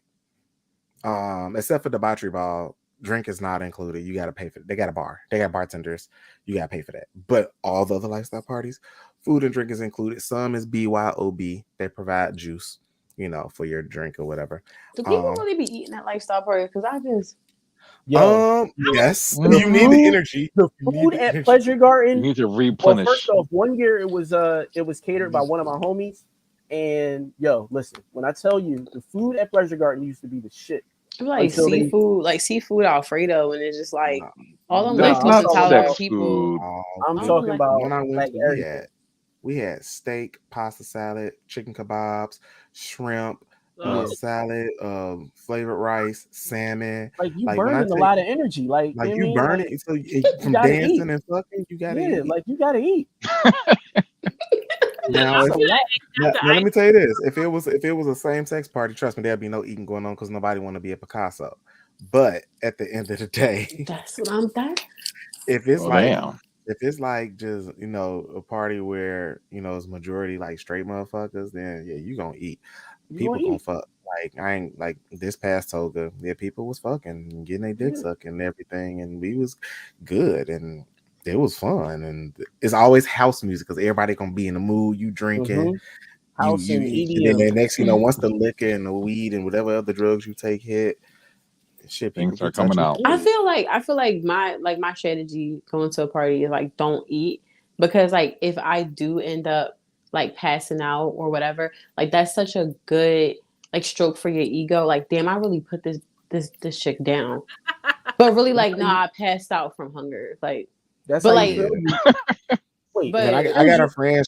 She rents out the hookahs at these parties, so she brings her hookahs and people rent hookahs and be smoking, and it's lit. Like I love the community here. Everybody knows each other. I go to the meet and greets. Please meet people at the bars. You never know who you find, who you fuck. That's true. Who invite you back to their place for a third. You never know. Like me and one of the hosts of the parties, me and him be on the anime tip like this. We be talking, and his woman, she fine as fuck. Oh my gosh, she fine. We not do any cream-based sauces. I do cream-based sauces. I'm just saying, like, if I get a nut and I eat, I'm going to sleep. You're definitely going to sleep. Don't eat. You lazy. Just drink. Just give me water. I give you the best I got. Give me water. Give me water and juice. Water and sleep. Give me tequila and Red Bull and weed. I mean, if I pay $50 a ticket, I'm drinking. Yeah, I mean, technically, I'm having a pasta bar on Saturday, but it's not. Some parties, literally, like as you, it might be pushing the edge of it, but Carty, I feel like all your parties are lifestyle parties. They give you an edible. It's not my fault. Folks hook up. I mean, you take an edible and a shot, and you walk in the door, so you bound to get fucked up. Carty's actually very wholesome, like outside of his like light skin nature online. Like, that's part of the nature. Yeah, but in person is different. I feel like every day light skin get a bad rep. I'm like, no, it's Carty's light skin. It's not everybody's light skin. I'm special. It's the beard. He's from Dominica. Okay, I don't want to like leave the other people hanging because I'm sorry. The Virgo in me is like. I'm sorry. Just plan to come to Chicago in December. I know it may be cold, but just come. It'd be worth it. Complete. Liquor will warm me up. I'm glad that Basim caught what I said though. Like I feel like he understands me. Oh yeah, I got you. Yeah, he understands me. All right, Capricorn. Mars and Capricorn, I put workaholic, fierce, self-control. So if you ever had a Mars and Capricorn, you might meet some controlling aspects because they might not yet be like mature enough to not try to control you. And they really want to control themselves. But once you meet like a really mature Mars and Capricorn, they are really willing to put your pleasure in front of theirs because it's like taking a Virgo's perfection and then putting like a work position behind it. So like when you have sex with a Mars and Capricorn, you're employing them as like your pleasure manager. So they're going to take it so seriously, like in a calculated way, not like Scorpio, where they're trying to like get what they want out of it, but more so like they genuinely want to create the list and this job description of how to like please you. And sometimes it's going to lack emotion because, when you go to work, you go to a job you don't like, but you still work 60 hours for them. The only emotion you got for them is probably stress. But like, so like Capricorn will stress themselves out to please, like once they're committed to you, obviously, once you employ them as like, oh yeah, you're my pleasure manager. Like that's how they are. And they're manager. It's like a Indeed application. That's how like is a sexual project manager. That's how Mars and Capricorn approaches sex. So that doesn't sound fun. That don't sound fun at all. It don't sound. It doesn't. I'm too free for that. I gotta turn it into work. Like what? But that's the thing. I got this PowerPoint presentation. You I'm don't how have I'm to gonna turn play it. with you. You don't have to turn it into work. They're trying to please you. So they're not going to turn it into work for you. Internally, they're turning it into work for themselves. That's their sexual output. Oh, so they gotta like work hard. They like to work hard. They like to work hard. So if there's anything that like you can do, like say you're a vagina having person and you can orgasm. That's the way to say it. Having person. You're a vagina wielder. You're a person with a vagina. A vagina bender. Yeah, vagina bender and vagina having is two things. Wait a minute. But on this show. Listen, I'm just trying to be inclusive. I'm trying to be inclusive. And say if like, you know, you can orgasm, you come all your ways that you can, whatever, but you just can't squirt. You just can't squirt with a partner. Capricorn, in their mind, they may not even tell you. They're going to be deploying every strategy to figure out how to make you squirt because they're your pleasure project manager. And again, sometimes it may seem I think I like that now. Some of the emotion might be missing because they're so wrapped up in their head about achieving that for you. But it will feel intense. Like for me, I'm not too like susceptible to Capricorn energy. It's too intense for me. Like I need you to loosen up a little bit. I might be a Virgo, but I need you to get off me a little bit, calm down, give me some emotion. But for some people, they really do like to see that overcommitment that Capricorn provides. So if you're talking about obsessive, they're just obsessive like in a very mental way. And they will control themselves. So like if you they will control themselves. I'm trying to think of like an example of like if you ask your Capricorn for something and they may really not want to do it. They will control their own like dislike and turn it into like just for you. And it's not in a Cancer way where they want to serve you. They're just focused on their job. They want to be successful at it. And I feel like they're just straight to the point. Like I don't have nothing more for Capricorn but a kink. Well, if you don't squirt by Q4, you in trouble. As sun signs, I really enjoy Capricorns, and I get along. Capricorns. I know. I mean, that's actually a good name for them. But I enjoy them, and we get along very well. I don't have any problems with Capricorns, like as far as the sun sign is concerned. And Curtis, with your bullshit, we talking about Aquariuses are not right, girl? Yes, Aquarius are very mature. The fact that you're not blocked from my chat is a sign. Allegedly.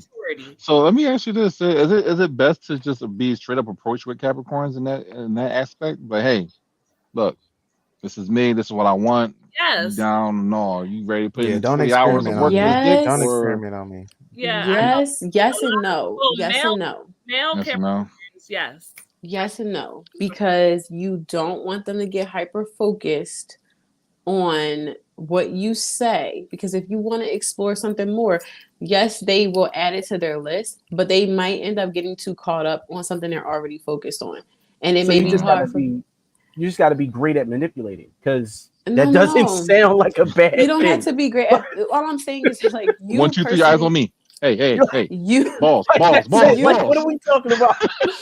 Wait, you as the person that's with the Capricorn, you can actually just take it more easy. You can take it more easy. Like you don't have to give them a list or nothing like that. Like you can take it easy. You can feel safe in their presence and like the power you can it's more being more suggestive. You don't really have to try to like convince them too much. No, you don't. You only have to really get in there and be aggressive with them when they're not listening. But a mature Capricorn won't listen. Like if they're not mature, they're not going to listen. But if they're mature, they're hanging on every word. And it could be sweet. Like I agree with Gina. So I have an experience where there was a guy who was a Capricorn and he also had a Mars in Capricorn. And I didn't like him at all, like not at all. but the way that he pursued me and listened to everything I said, and like he would like follow me on social media and see that I like things. He would show up where I lived. Not where I live. He would show up where I was going and would bring me like gifts and stuff that I would be talking about on social media. He would use my own words when talking to me. Like I don't know if that's scary. That sounds manipulative. I don't know. Like what one of that's I didn't like it. I didn't like him. But I think that if he would have been more like, if he would have just been more communicative, like, I really see that you like these things, blah, blah, blah. Like, you know, if we get there, would you be like, if he would talk to me about it instead of like trying to surprise me and show up and get like really intense about it. It got so bad. Like when I rejected him again for like the 15th time, he's like, are you sure you don't want to be with me? Because nobody knows me like I know. No one knows you like I know you. And I'm like, nigga, you don't know me. I don't want to be with you after like, that. Nigga, you don't know me. Like, you don't know me. You know what I put on Facebook. Right. Now, but I think it could have been different because I witnessed him with other people like as he's gotten older, and I can't say it's gotten better, but I feel like it has gotten a little better like as he's grown up, and it makes sense why someone could like him. Not me, but someone else. I don't know. So I'm like, oh man, I wish I just had $50,000 just fall into my lap on my way to work today. Up, you know? And like I'm definitely one of those girls. Like I love getting gifts like as a form of like flirtation or pursuing like love language. It is one of my top love languages. Buy me gifts. Like I'm very much like if you're free with your time with me, you can also be free with your money. Listen, the love language for me is all of them. Yeah, it's all of them. People are like pick ones, not all of them. No, I like quality time. I like being touched. I mean, you have your top one, right? But I'm saying that I actually want all of them to some degree. I don't have that I can exclude. Like I need all of them in some capacity for me to be happy. That's just me. You sound like a Libra. You sound like you like being balanced. I do like being balanced, and I think that you need to give me a little bit of everything for me to be truly happy, right? One of my best friends is a Capricorn. Their sun sign. And like we've had a sexual relationship in the past. My problem with him is he's a little bit jealous at the time. And he has Virgo and him are very much the same, and like they think that they are like the end all be all. Oh yes. They're very much the same in that way. Yes. It's very weird. You have to like it. You have to like that. Like you have to like that energy. Like it's not bad when it's done the right way. It's really not. Like if you want someone confident that actually knows how to like do what you need them to do. I'm getting like tongue tied. I'm sorry. You want someone like that's really committed to your pleasure and is intense about it, but if it gets too intense is when it becomes the problem. That can be jealousy, but it can also be like arrogance. Yeah. It could be like where they like lash out at you for when they feel incompetent, they'll lash out at you instead of lashing out on themselves or just taking a moment for themselves. So they put the blame on other people. Because they're already projecting so much energy towards you. So then like when they kind of burst, it also comes out towards you. As an Aquarius, I have a really big energy, big ego, right? And I know that. And so I always, when I meet people, I always tell them like, you know, people are like, oh, I like this and I like that about you. And I was like, everybody like it until they don't. Because my personality is really, really big. So I need somebody who has a big personality as well so that they don't feel like I'm overshadowing. But a lot of times, men, I'm talking about men in particular, who have a big personality, they don't like it when they're... You're an Aquarius, right? Yeah, I'm Aquarius. They don't tend to like it when their woman has just as big of an ego or a presence as them.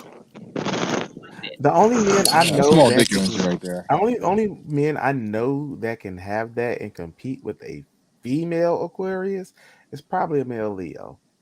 Mm-hmm. Male Leos but you know what? I was with a male Leo, and my moon sign is a Leo, and my male Leo that I was with, he didn't want you overshadowing him. Yeah, he didn't like it. I feel like I was about to say, yeah, I feel like every male Leo is.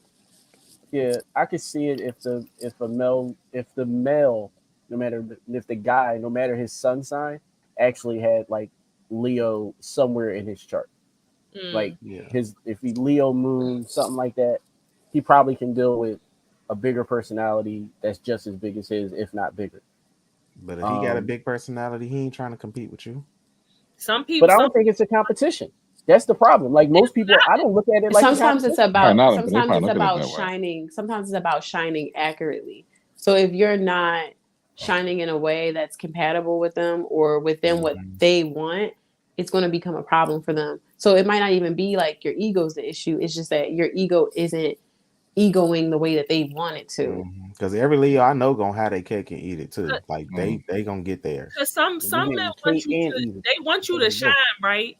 But they want you to shine as a accessory to them. Yeah, anything than them. Oh no, Sid, what happened to you? But that's what I have found. Like when my personality is too big and they feel as if it's overpowering them, or like their friends like me too much, and I don't mean in a sexual way, but just I've been specifically told I am not used to my friends liking my significant other and wanting to have conversations with her and seeking her advice, and like I've been told that. Like I'm not used to that. Niggas so they didn't like that. Insecure. I'm sorry. I just don't. I don't get how people try to dull other people's happiness, and I don't know. Is it because they feel good about themselves? Right? Yeah. Are they not happy? Are they like they just as small? Jealous? And they don't want to feel small. Insecurity, low self-esteem. We ain't got time for that. That's a whole nother show. We'll talk about that. That is a whole nother show. That's a whole nother show. Mad that they can't do it. Like, yeah, it's a bunch of stuff. Yeah. Being a woman, right? And I have, like I said before, I have a lot of brothers. So I have a lot of masculine energy too. And like a lot of men, when they initially meet me, they enjoy it. But eventually at some point they dislike it because they can't control me and manipulate me the way they may do some other women. Couldn't see, goddammit. They like I match their energy and they don't really like it. They like it at the beginning, especially with sex and stuff like that. But as we go further into the relationship, because it doesn't go away, it kind of lingers. Deeper into the relationship, the things that they love at the beginning, they end up disliking. I actually think that's true about like most men who like with most women. Like I don't care what it is. Like a lot of times men will find a woman and it'll be like, you know, all the things they loved about her in the beginning. And then like, you know, as they then have to also consider and contend with all the shit they don't like about it. And that's when you look at it, it's like, yo, like you start weighing your options and you're like, all right, listen, I love this, this, this, and this. But these other 6 things out of all 10 gotta go. And I'm not like, so yeah, I'm just not gonna be here for that. So I get it, but I'm not that person because I tend to like I'm a Taurus, rose colored glasses. I don't see the negative shit in the middle. I don't see the negative shit until I'm outside of the situation. And then I can look back with 20/20 vision and say, oh man, I had 20 different times that I should have left this bitch. But in the thick of it, it's like, no, babe, we got to make this work. I mean, got the hindsight over there. I honestly feel like it's just because I just challenge people's bullshit. Like, if you used to being in a relationship where you could just lie to people and manipulate people and get away with it, and get away with it, and nobody challenges you, that's not going to work with me.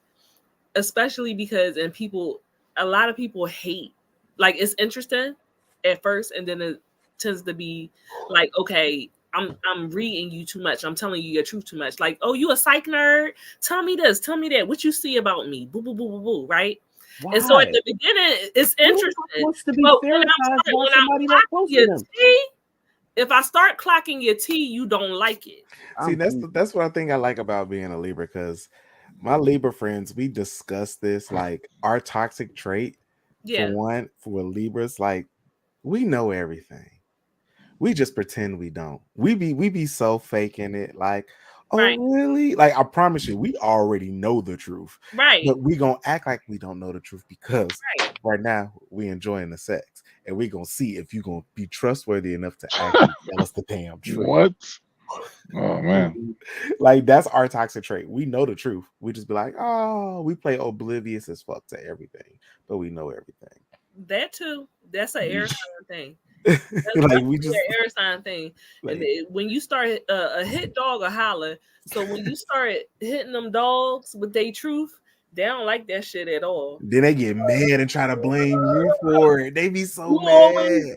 Yeah, it's just like, I don't know. This is my thing. This is what I see. This is what I see. You don't have to agree with it. My gut never lies. It never lies. Never.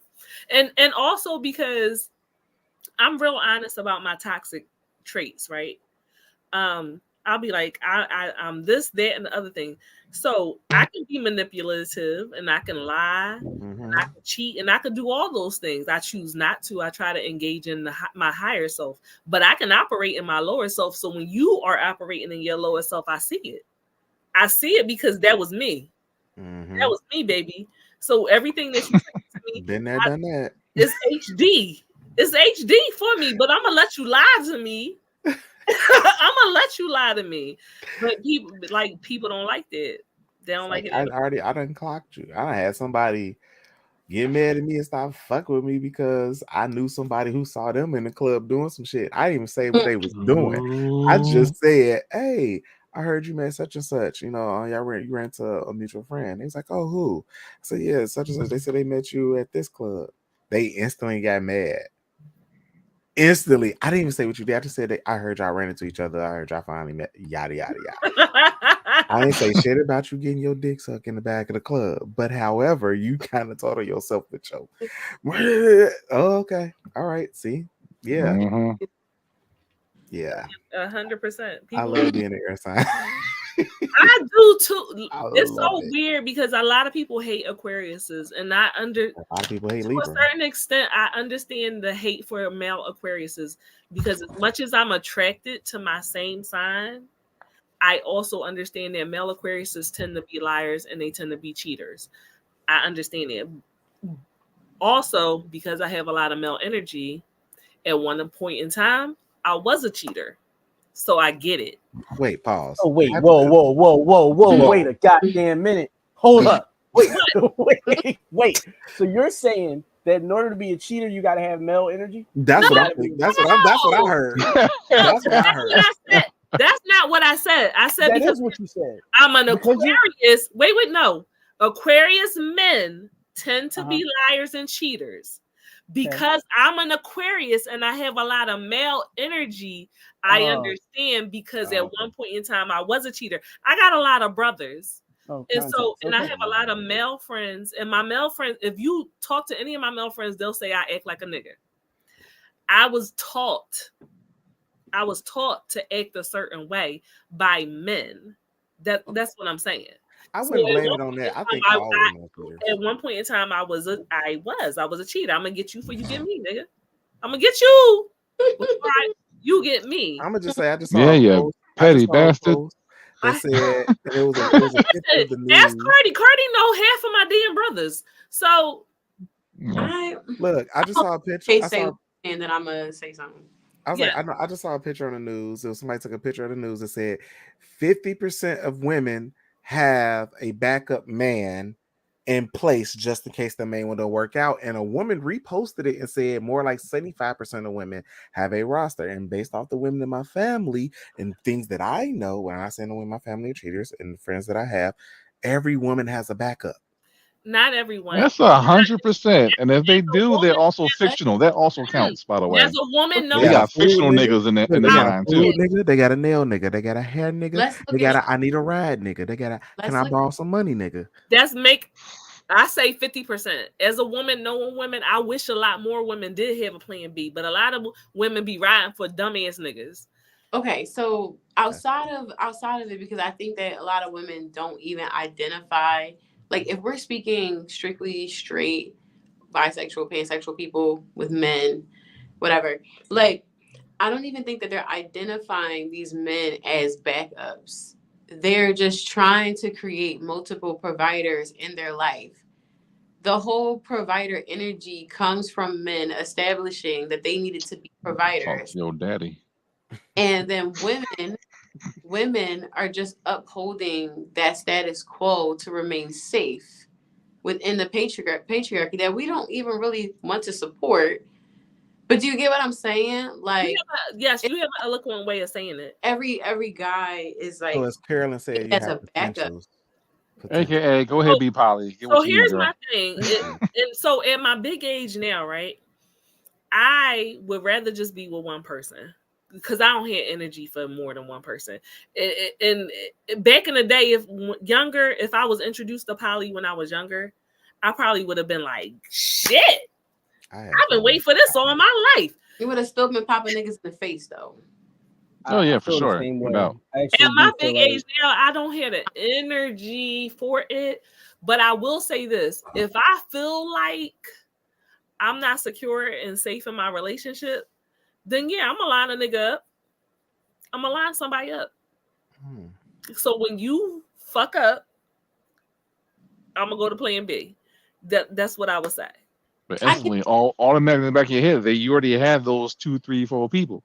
That's what BK was trying to say. Certain women don't gotta try. Certain women don't gotta try. You have the ABCD. No one actually ever has to try. If you're a woman, they just there. Don't have to try. No, you think all women like that? I can honestly tell you, no. All women do not have a plan B. I can honestly tell you that all women in their phone is a man that wants to fuck them.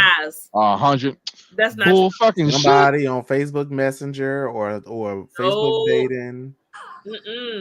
No, everybody doesn't have their privilege.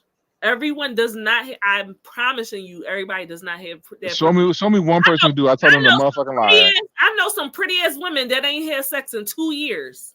Yeah, but that's by choice. That's not the same thing. That's not the same thing. No, it's not. It is not the same thing. I have a friend who was on day 233. I don't know what else is wrong with them, but I can assure you it ain't by choice. And so it is. Everything's choice. I'm gonna say this. I'm gonna say this. I've been with some gorgeous women who sexually were horrible, so I can understand if a lot of niggas found that out, then it might be up for them. They might need to move, because the men in their area know better, and they like, you know what? I'm not wasting my time with this. Cool, but for the majority of women, I don't care what she look like. For the majority of women, there is at least 3 niggas in their phone and 10 niggas on their Facebook page that's willing to knock it down. And I mean knock it down, like knock the bottom out. Because at the end of the day, because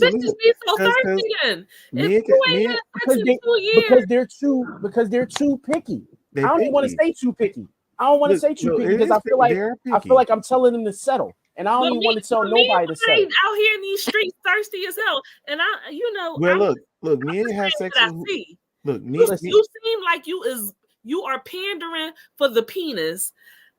And I don't understand if you halfway attractive, why you can't get no dick, but you always out here on social media, promoting that you need some. I'm confused. Well, because men have sex with who they can, women have sex with who they want.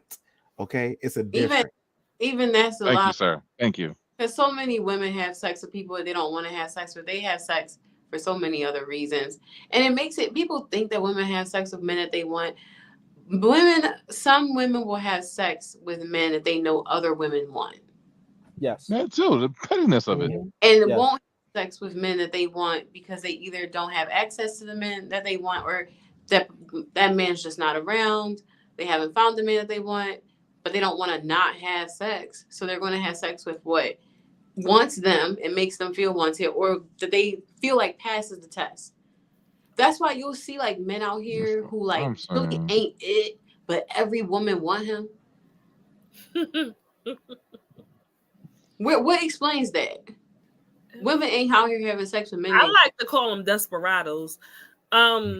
Chandra said they can't get dick because they're not honest with themselves or others about what they actually want. King of My World said, Tilt's glasses, welcome Chandra, and welcome King of My World. My thing is, right, I was purposely single for 4 years. I had a maintenance person. Was he my top pick? No. But when the masturbation didn't work, I'll call him over to knock the, you know what I mean? Masturbation be hitting, yo. You had somebody who does it. A lot of things. Listen, it's a lot of times that I was like, oh, I should do X, Y, and Z, and then I masturbated, and then I just had a sandwich and went to sleep. I did have a maintenance person. That's not the person I wanted to be in a relationship with, but he was good enough to come through and provide penis so that I could. Well, that's what I'm saying, though. Y'all always have someone who's going to do it. Whether you want to or not, there's going to be somebody that's willing to provide those services for you. Woman, that's like a big guy. And it's every woman. It doesn't matter if the woman wants it or not. It's on the men's side that I will want you. Either or, if you want it or not, that person will be there for you. Because as a man, I want to have sex with a lot of people, but I can't. I can only have sex with who allow me to have sex with them. As a woman, if you want to have sex with somebody, they going. That's right. I think that there's women that no matter what they look like, what their personality is, that there's always. I'm sorry. Have you met a nigga before? No, Ben's shaking his head. No, I don't believe that. All right, so I do believe that there are men. There are men that fit that, right? There are men that will fuck anything. I get that. But the majority of men that I know have a lot of discernment in that. Like, it's not as simple as, I mean, you just anything that open its legs, you just dare. Like, that's not it. Like, for a lot of men, there's got to be some type of other stimulus. Like, you can't. Yeah, if you're mature enough. Yeah, like you're not just gonna run into it. So 20 years old anymore. Exactly. Like, I mean, I'm 42 now, so for me, it's like, like nah, like this shit. But but again, I've been in. I'm speaking from a position of privilege. I have never been in a position to where as though I had to beg for pussy. Like, pussy has always been on my doorstep. So it's never been. So I'm speaking. I recognize that I'm speaking from a position of privilege. I'm gonna announce that part to the world. I get it, but I still don't believe that the majority of men will just fuck anything. I think that it's probably a good 35% that would probably. I mean, fuck a crackhead if given the chance. But I think depending on the age group. Let's do age groups, because all right, you're right. Anybody over 30, we dropping the percentage down to 35%. Yeah. Anybody that went to college while they were in college, unless they were like a super nerd, or I don't even know what to call them, like a pariah, a leper.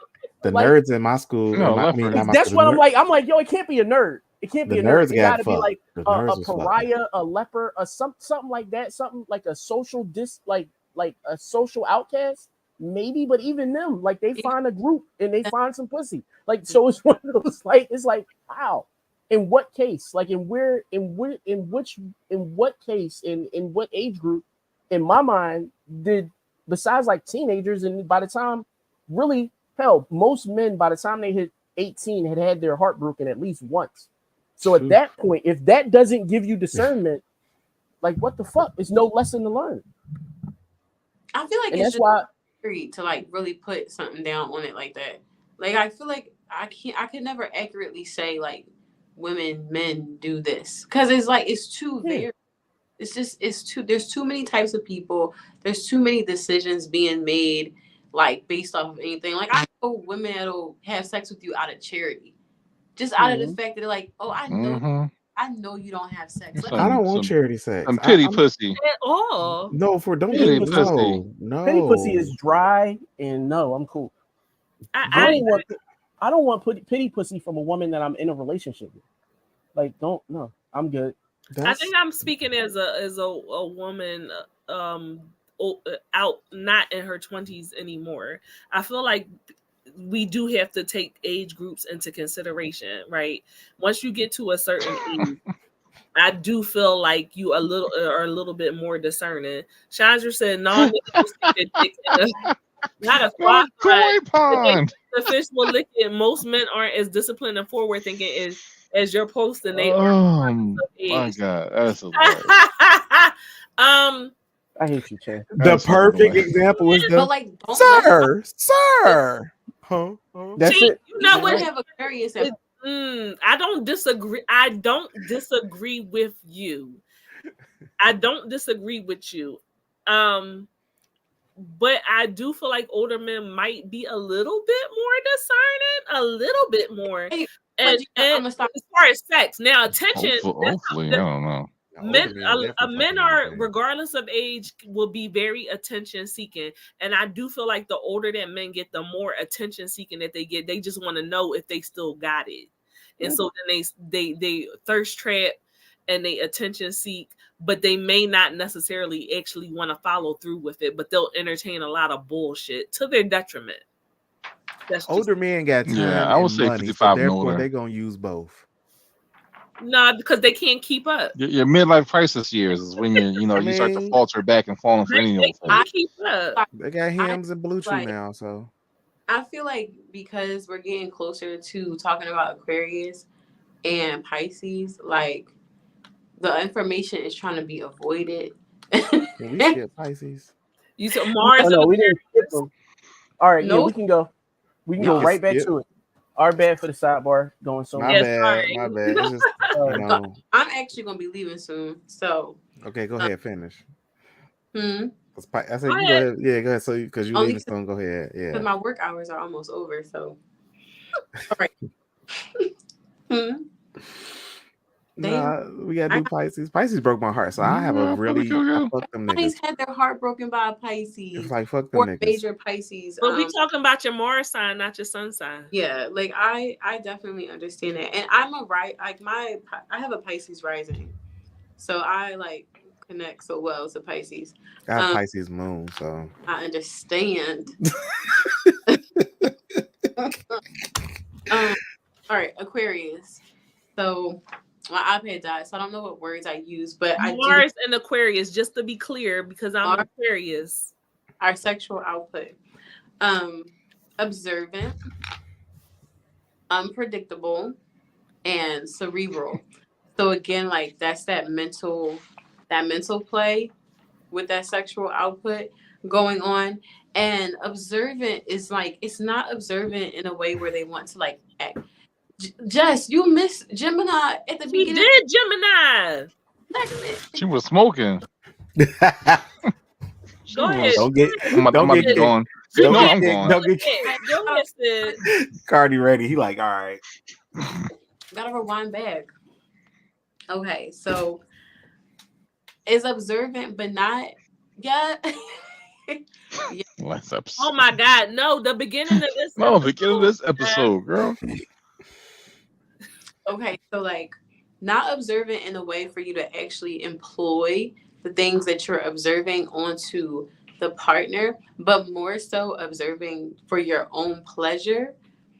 And also I know that I'm saying that Mars is your sexual output and what you give to other people, but it's also how you act during sex in a way, especially when you're not receiving. So you may want to observe your partner in and out of sexual situations and will apply it to sex.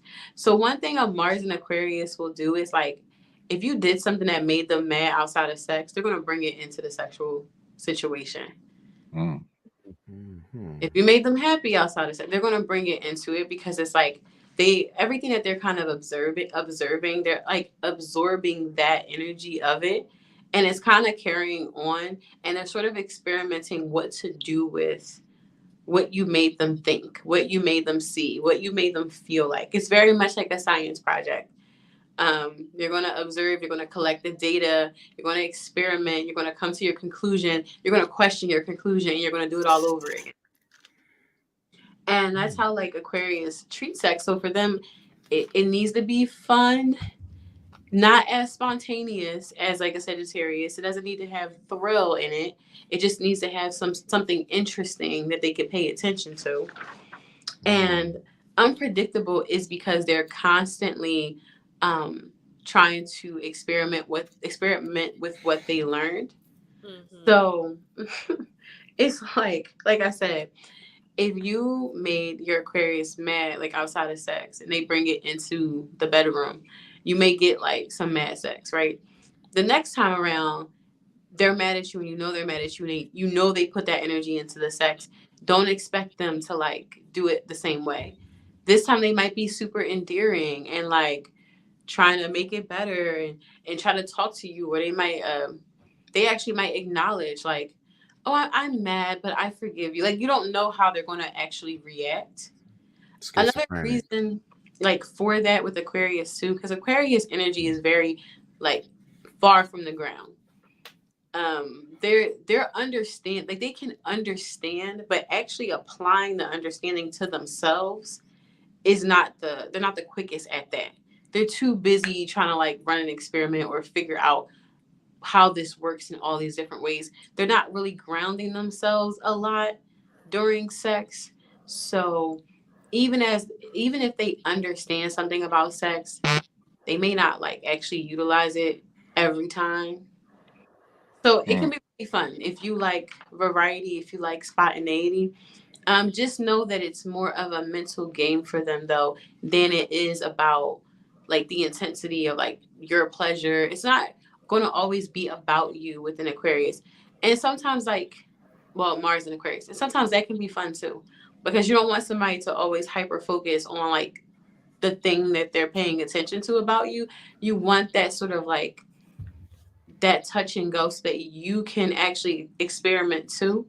So it's not bad. It's like it can be really good energy if you like someone who's experimenting on you, not 100% for your own pleasure, but for theirs as well.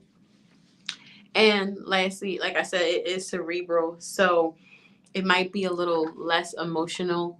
But again, it's not without the fun. It doesn't come with the same heat or weight that other signs come with. It can be very light, which means it can be more fun. It can be even more shallow. You don't have to put a lot of emotion into it. You can just focus on the sex and having a good time with it with the Mars and Aquarius. Yeah. And my kink for them would be like maybe voyeurism. Easy peasy. Because like they are observing. But not only are they observing, they can like, you don't only have to just watch because you're just getting off seeing people having sex, but it's like you're also paying attention to the dynamics and how people are interacting with each other, how they're flirting, what their bodies are like, what their bodies look like when they move. Like, when I go back home, like I'm gonna arch my back a little bit more because I saw how deep that arch went. I love being observant. Oh my God. Okay, let me find out you was watching me and just putting your brain going on. I love watching. Okay. Oh my God. All I heard was gaslight them if you want angry sex. That's all I heard. Example, I try to use something that was like more negative so you can see how they'll take that and bring it into their sexual. That's what I want though. I want that like, energy. I don't know if I want mad sex because it's like, because I was about to say the first thing I thought was, then how do I keep this bitch happy? Pity sex. Like that's it. How do I keep her happy? Like that's it. That's the thing. Mars and Aquarius. The thing about even though Mars and Aquarius is not about receiving, you do need to think about someone's Mars when you're like their partner. So if you know that like they have a Mars and Aquarius, it's not about like, oh, how do I keep them happy? It's about checking in to make sure that they're keeping themselves happy. Self-care. They are very much people focused, and they do focus outwardly a lot. They don't always focus in on their own care. They focus more on their experimentation than they do on their own care during that process. So you're saying they are more so people pleaser than self pleasing? No, they're not people pleasing. They're more so like, what can I observe about people and bring it into my head, and what comes of that? What's the conclusions that I'm coming to? What am I learning about people? What am I learning about sex? How am I like applying it? That doesn't mean that they're caring for themselves. They're caring more about their experimentations than they are about themselves, than they are about you. We just hope in the process that they care about you and themselves. Facebook user, we did Mars and Capricorn was like the first one that we did. So you're going to have to rewind the show, red ball it back to the beginning. If you are... No, I was about to say, we just did Capricorn. Yeah, we did that. We just did it. We literally just did Capricorn. Probably about an hour ago, though. Mars and Gemini. I wasn't that long ago. We just did Capricorn. Mars and Gemini was last month, so I did a little blurb in the beginning. Last bit about the kink with Aquarius, like with the voyeurism. It's also fun for Mars and Aquarius to actually set up the like situation for them to be a voyeur. So maybe they're the one setting up the party, they're setting up whatever it is. They're really the planners. Creating that setting so that they can experiment. Okay, and lastly, we have Pisces, which is like a biased favorite of mine. They are imaginative, intuitive, and they're very empathetic. Empathetic does not always mean that they're going to understand what you're going through. They just, thank you for clearing that up. I was going to say, I definitely smacked you said empathetic. I'm like, yo, this chick ain't empathetic at all. But all right. Because empathy is like a multi-step process, and a lot of times people know how to do the first one or two steps, which is like acknowledging the feeling that someone else feels. They don't take it all the way down to the being understanding of the person or creating a safe space for them. Like some people don't take empathy to the end, so it's easy to understand what a feeling may feel like, and Pisces are really good at that. So if you're sad, Pisces knows how to be sad 100%, 200%. And they're going to let you know, like, oh, I know what being sad feels like too. Where? And they Pisces? Oh, no, they do. The victims, they are the victims of the astrology chart. Are you kidding me? Victims. Victims. Are you victim shaming the astrology chart now? Right. I'm sorry. Like, oh. These niggas. So you're gonna find the kink for Pisces very funny. But I think a lot of times we gotta remember mature Pisces, not so mature Pisces. A not so mature Pisces is gonna be very wild in emotion, all over the place. It sounds like good sex. Very perceptive of you because they're drowning literally in their own emotions. They can also drown in your emotions. They get so caught up in what you're going through. And look at BK, he about to rip his dreads out. Yeah, because she hitting it on the head. They fucking terrorists. You want them to get to the other side of empathy. How they can barely breathe, and you're gonna notice it. You're gonna know. Avoid them like the. That sounds suffocating. No, that's just what they're going through internally. That's not necessarily what they're. Oh, that's not projecting. Okay. Sometimes it is though. Sometimes. I mean, why would you like pour yourself into my feelings? Like, why would you put yourself where project. I am just to be that way? Because they want to avoid their own. Because they can. Do they want to avoid their own, or do they not have the capacity to actually listen? When I called her emotionally immature, she was terribly offended. So I'm trying to use other words. We just have that, and everything was my fault, never theirs. Never. Do you have two of them? Damn. So like, move on. Let's move on. I can't help you there. Hey, it was the damn.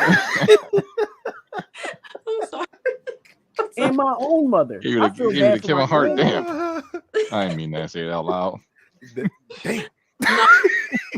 One thing fun you'll get with Pisces, because they are intuitive, and if they're willing to listen to what their intuition is telling them, you'll be surprised by how well they can please you without even knowing you or understanding. They can very much pick up on, well, that's what make them feel good, because Pisces wants to actually live in the feel good. Again, they're all about being in the dream. They're all about being like emo. They're not their emo. sex is A1. The sex is A1. I was about to say, like, the sex is A1. They just unstable. That sounds good. Yeah, like, and also what you'll get is a lot of creativity. So a lot of you, like Pisces, Mars and Pisces sex may be very nasty. Like, like, ooh, I like nasty. They'll take it there. If you can imagine it, Pisces has already imagined it. And they're willing to do it because they actually want to live out their imagination. They don't need to, they're not coming up with a plan for it. They're not thinking about it too much. They're just going to do it.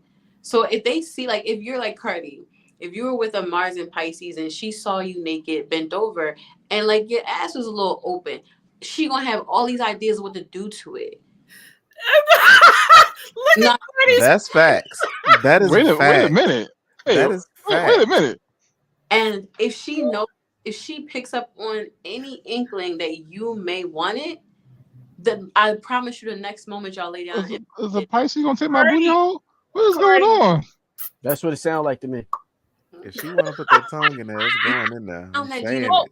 How does that work with if your Pisces, if your Venus is in Pisces? Is that a mature Pisces or immature Pisces? I don't know which one's which. That's the freaky Pisces. That's which one want my booty hole? Both. Both of them. Carty! So Carty, you just take the finger in your butt.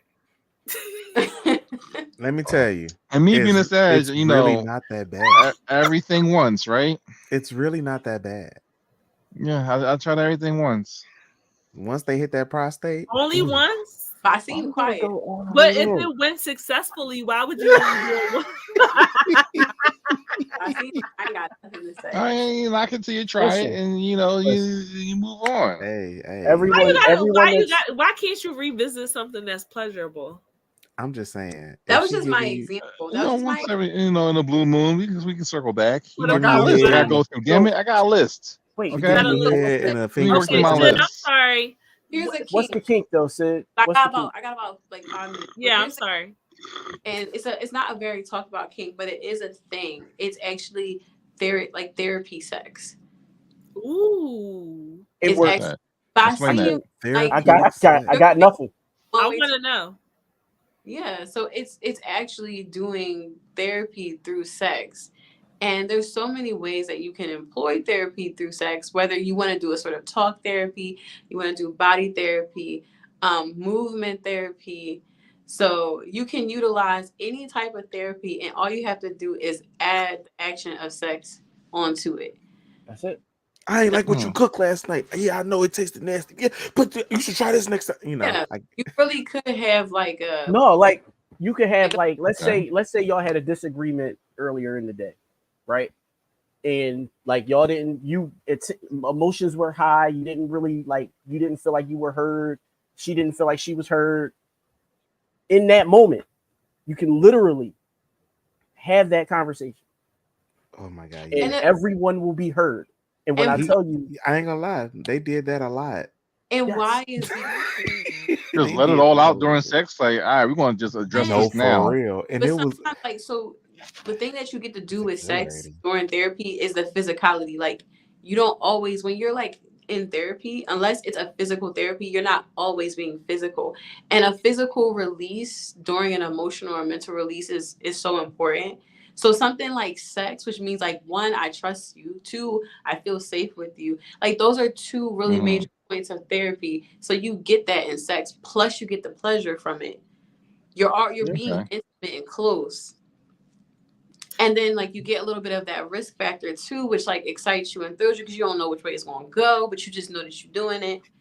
And the reason why it's good to do with like a Pisces and not a Cancer, because the Cancer is more worried about like how you're thinking about them, and they're just really subservient to you, where the Pisces literally, once you're talking to them during therapy, they can imagine every side of what you're saying, and they're willing to receive you. they're not just trying to take in what you're saying just to like figure out a solution. Like they will really make you feel like, oh, you're truly being received. I understand what you're saying.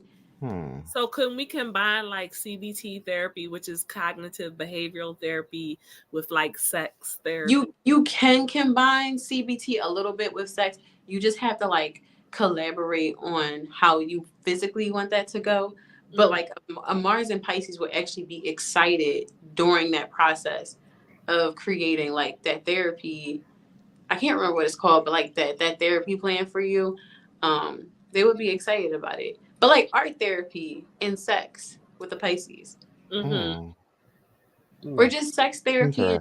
Or like you don't take your time, but sex therapy is like feeling each feeling to your optimal ability. Right. Just like locking your mindset into everything that's happening. Focusing like, oh, their hands are on my hips. They're going at this pace. Like this is that wet. Like you're really like every detail, like, you know. So that would work because CBT is like part of CBT is like practicing mindfulness. So it's like taking it up a notch. Right. He's like taking this up a notch and hyper focusing in a healthy way. And so you can do that during sex. So if you have like body image issues and you're with a Mars and Pisces, you don't got to tell them like I'm insecure in therapy. It like, oh, I really don't like how my boobs look. And like spend extra time like, you know, on your breast and do affirmations while you're touching the body parts. Yeah. Well, I could get very much into that. Yes. Yeah. And it doesn't I could get down with that. Puppies and rainbows either. Like it can get nasty though too. Like it doesn't have to be. It doesn't. Oh, your breasts are so beautiful, my dear. Like I'm not fucking. Can't wait to the beautiful twins. We can do therapy and degradation kink in the same kink? Yes. I am in heaven. What? Man. That explains so much about them. Mars. Best sex ever. I hope y'all enjoyed it. Yes, no, we did. Question. I never would have thought about that at all, but it actually makes a lot of sense. It makes a lot of sense. Yeah. I got a question. Before you go, what was the Libra kink? Oh, it was group sex, obviously. Oh, of course, yes, you know. Yeah. Oh yeah, you missed Libra, yeah. Entry. It was of entry. What was the Taurus kink? I don't think you said it. The breeding? That was last month. That was last month. So I said the Taurus kink would be like financial domination. That Pisces said that too. You're crazy. She said that Pisces. And if you're not like generational wealth. No, she really no, she really did. She said that I was financially abusive, and I'm trying to figure out how, because at that point in time I didn't have a bank account. She did, and I got direct deposit. It went in her bank. How? Yeah, and so but go ahead. In so many different ways. Like if you were a Mars and Taurus, it could be controlling that person's budget. You know, for some. Take that shit back to the store. But it could also, does you see the Amazon package and you lose your shit? But it could also be literally like he's nice. Not giving the For what? Not them giving you money for them giving you money. It could be because like I'm trying to like explain, because there's so many ways like financial domination. But from the Mars standpoint, if you're not the one that wants to give the money and you want to receive the money, but your Mars is in Taurus, you just want to be the one controlling the money. That's the kink of it. You're the one controlling the money, whether you got it or they got it. You love the transactional aspect of it. You love that you know that they work hard for the money. You love that you know that you deserve the money, and they believe that too. Like all of those things play into that kink. It's not just about pay me for sex. So by some is more so like I'll let you buy that shirt, but you gotta suck my dick first. Right. How bad you want it, girl. The Mars and Taurus like maybe would say that, but it's more like I'm gonna get that shirt for you because I know how well you suck dick. That's I your like how you just reward. I like how you just spin that shit right there. Yeah, I like how you spin that shit real quick. More like that. Yeah. Curtis is over here lying in the comments. Those boots. I'm sure. Those boots are sitting right I'm there. the You're most absolutely mentally right. and emotionally healthy. You don't even believe that. Sounds like a cry for help if I heard one. You don't even believe that. I am going to leave so I can get home safely. Go home, girl. Sid, You coming to the party Saturday? Coming. Before you leave, please tell the people where they can find you. you. Yeah, and all your info. Yeah, I've already followed you on TikTok. Oh, thank Chris you. Chris put that in there. Yeah, Chris put that in there. I'm about looking for it. But listen. Ooh, I like Chris. The secretary. I like Chris. Absolutely. Like he's doing just that's job. the way you're supposed to support your woman. We approve, but also 100%. want people to hear your voice say it because Mars this is and also an actual podcast. So Chris is a Mars and Virgo, but he's also a Venus and Scorpio. So it's just like it's just a lot. That's a whole lot of nothing. Oh my God. Sid, tell the people you need a hug, Sid. Your voice where no, they can I'm happy. So you can follow me at the Virgo Prodigy on Instagram. I think it's just Virgo Prodigy on TikTok. And you can follow me on Facebook if you want to, SiddeeQah Love. Basically I do a lot of anime, like 2D men simping, and I throw in some spirituality in there as well. So, and sometimes I show my boobies, but not like, not like naked. You gotta catch me in real life. You coming to the party? Also, Chris will kill you. You coming? I will be coming on Saturday, but I don't know if it's to the party. Oh, I'm gonna come. Okay. All right. Okay. Kids might be in the building. Okay. Okay, let me leave. I ain't finna feel left out. I'm gonna make plans for Saturday too. Now what? Nah. Shout out to Chris for supporting his woman. That's how you do it. I need more alcohol. What? I do too. I haven't had any. Tell you. This is like whiskey and Coke. I filled this water bottle up with the alcohol from work and brought it home. I have been drinking the entire time. I don't normally drink, so this was very nice for me that I could just drink.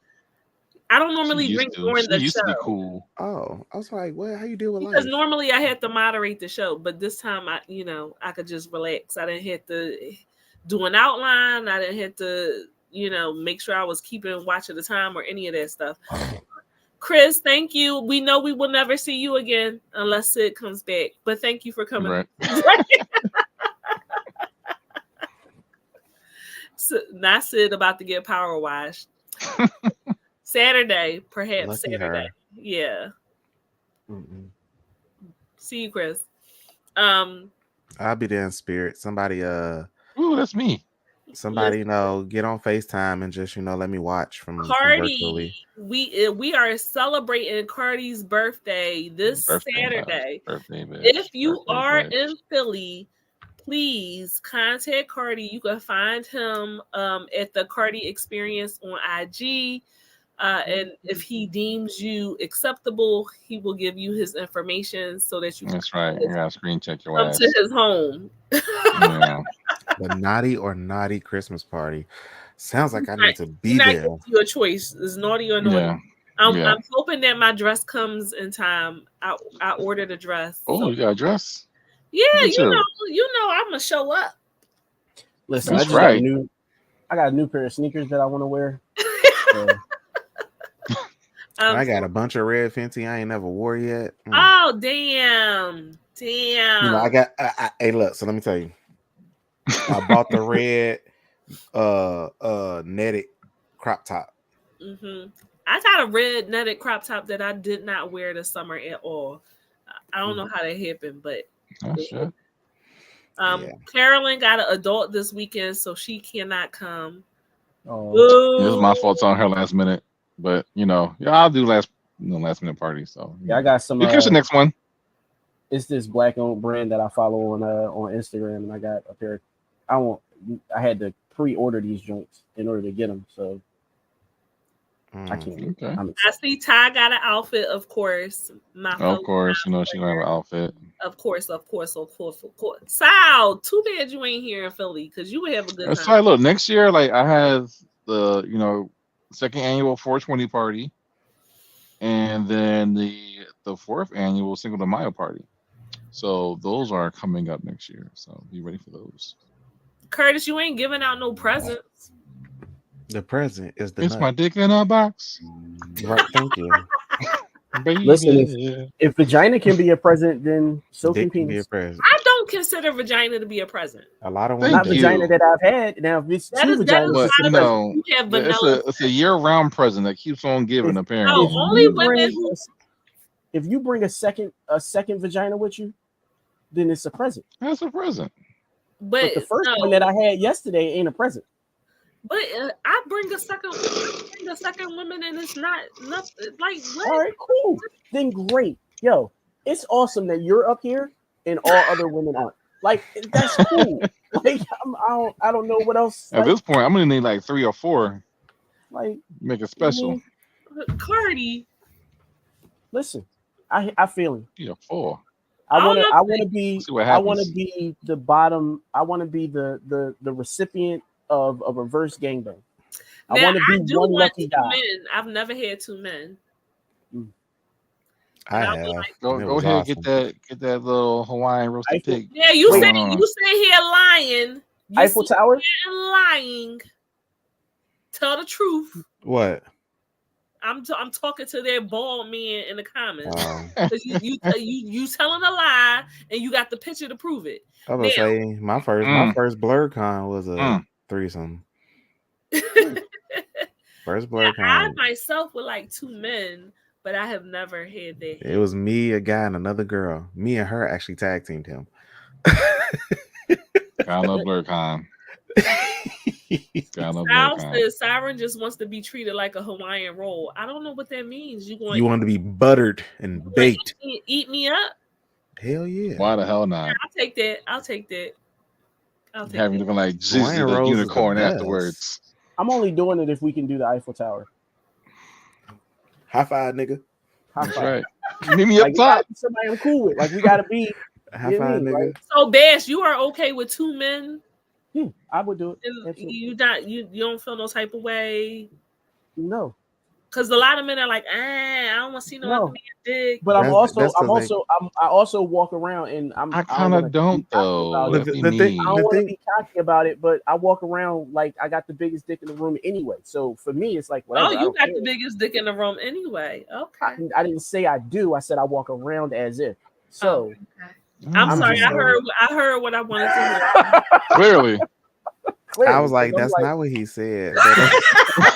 But okay, I'll let you have it. That's not what I just heard what I wanted to hear. My bad.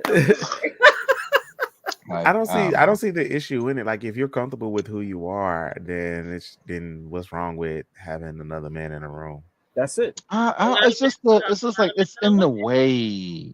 What's in the way? What's in the way? He's on the whole other side. There are other holes. The only thing, unless y'all doing DP or I just need this mile in the vicinity. It should just be good enough. Oh. I'm sorry. I like the DP videos I see. We'll see. I don't know. But when I be in a club, it's like you right here, fam. Like get the fuck away from me. And that's why that's another reason I won't go there because there's a whole set of bedrooms at the Pleasure Garden, bro. Like there are 34 bedrooms at the Pleasure Garden. Why am I standing next to a nigga that's fucking? It's my fault because I was in a public area, but at the same time, bro, like if I go to places like that, and I don't mind because I know I'm gonna be close and around other people. So, and at the end of the day,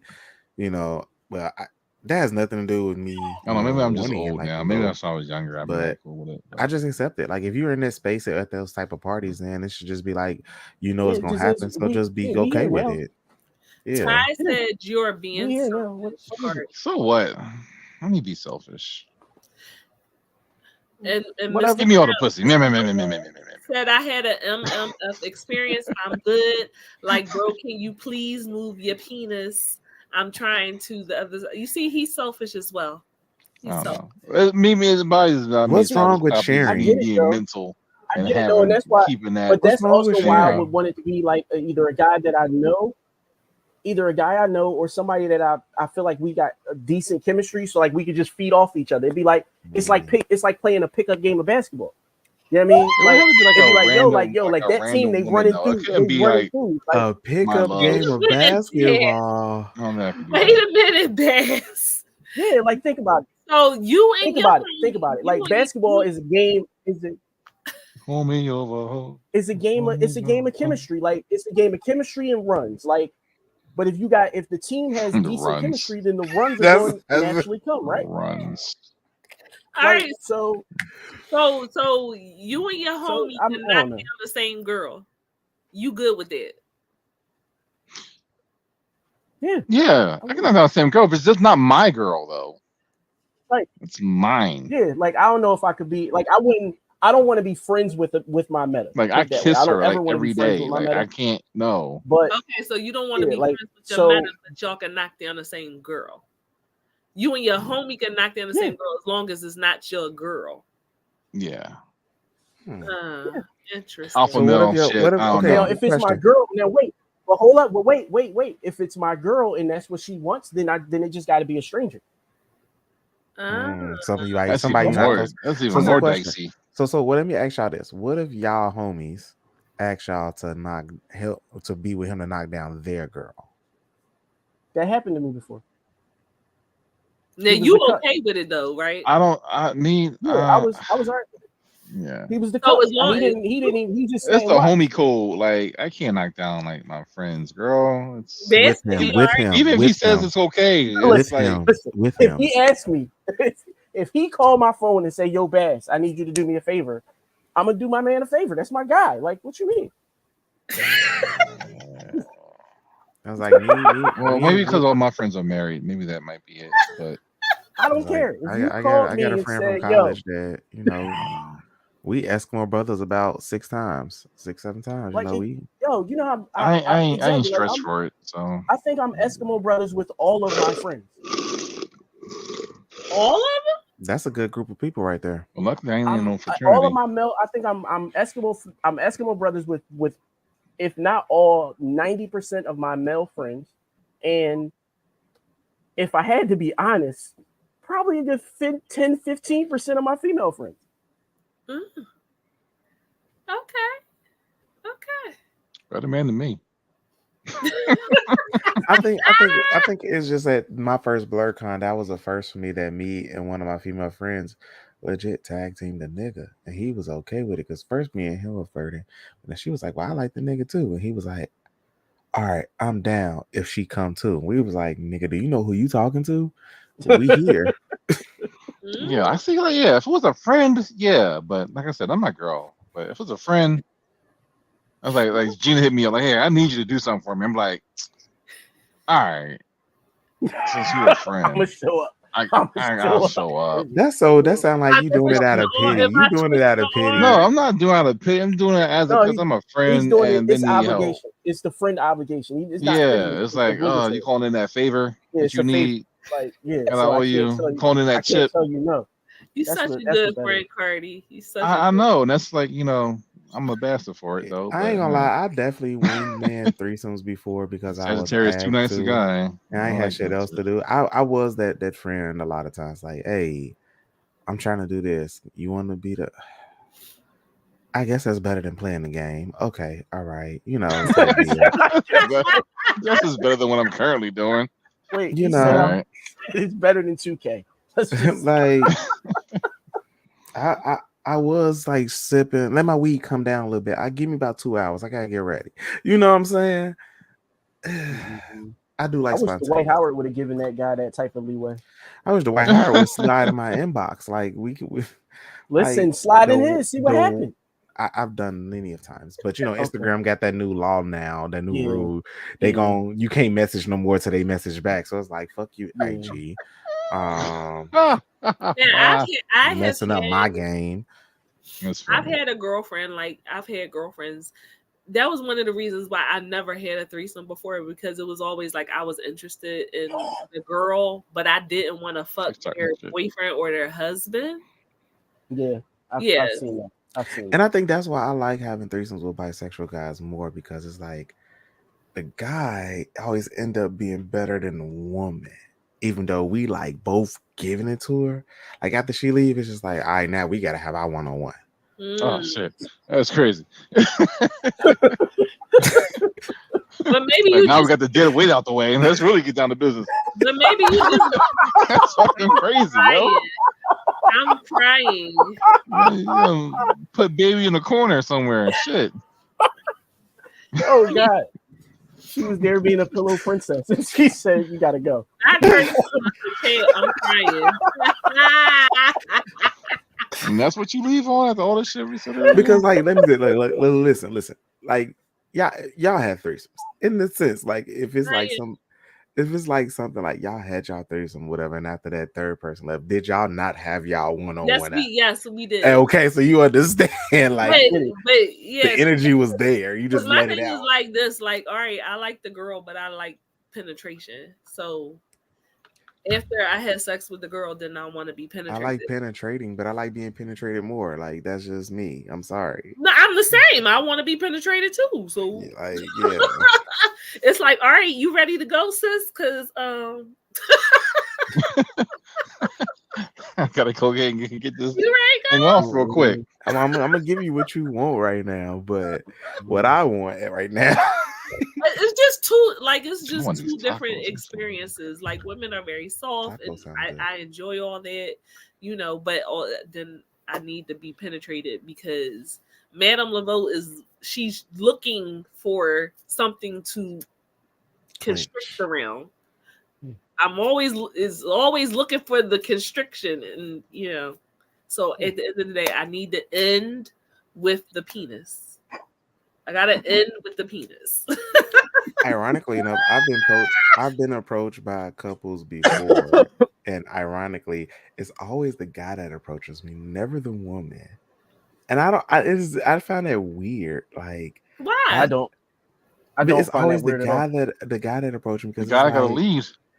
No, but I'm just saying, like, at the end of the day, the guy approaches. Like, the one time, like my first couple experience, honestly, I was at a gay club. However, it was for somebody's birthday. I don't go to gay bars and clubs. Like, that's just not my scene. Mm-hmm. I'm not that type of guy. But I went for somebody's birthday. I was like, cool. His friend strayed with his girlfriend.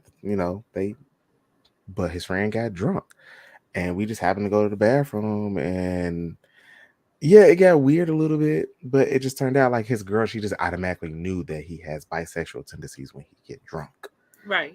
And it just kind of like... He was fine, body, everything, perfect tens, everything like you could think of, amazing. And it was just like, you okay with this? And she was like, he happy. Oh, you ain't said shit but a word. You gave me the green light at that point. And she was like, and she was the one to be like, I just want to watch. She was that wife, now wife. She was that girlfriend. She just want to watch. She got that upgrade. Siren, I'm asking you. I'm asking because you're a woman, and I hear this about a lot of women. Do you watch a lot of gay porn? Do y'all really get turned on watching two men together? I do. Yeah. A lot of women watch gay porn. I think it's sexy. I wanted to know that too. It's a lot of women that watch gay porn, but it's a lot of men that watch gay porn too. Like, as far as it is as well. Well, that would be me for them, so I would think that would be the thing too. Yeah, like straight porn does nothing for me at all. It low key is starting to get boring. I ain't gonna lie. No, I need at least 4 women and 1 guy in most porn. To be honest with you, if it's like involving penis and vagina now with porn, it has to be a male, female, bisexual threesome. Like, because it's like I grew up watching it. I grew up in porn, watching it all the time from behind the scenes. So it's like I'm tired of it. I rarely ever watch porn, but if I do, it's either 2 women or 2 men. That's it. Like, I don't have a desire. I can't watch 2 women. Like I said, growing up seeing it. I think that needs to be another episode. Maybe we could do like a porn episode. I like titties. Can we do a porn episode? Oh my god. We could do a porn episode. Then we can do do a porn episode. Oh my god! But yeah, straight. Everybody got to print out their search history. Yeah, no. Yep. Bring your top websites. Top 5 websites. You mind your motherfucking business. I'm not printing out search history. However, turn off your privacy mode. I will throw some porn stars out there for y'all to look at. Twitter. You can do top 5 porn stars. Look, they all on Twitter. Okay. I don't have like the top porn star. My own thing has always been like I could do it. Like I don't need to watch this shit. I could literally call somebody over here and have sex. So what am I watching this shit? But I don't know. I have a fantasy I do want to live out. I don't feel that way. I will watch porn laying next to my partner.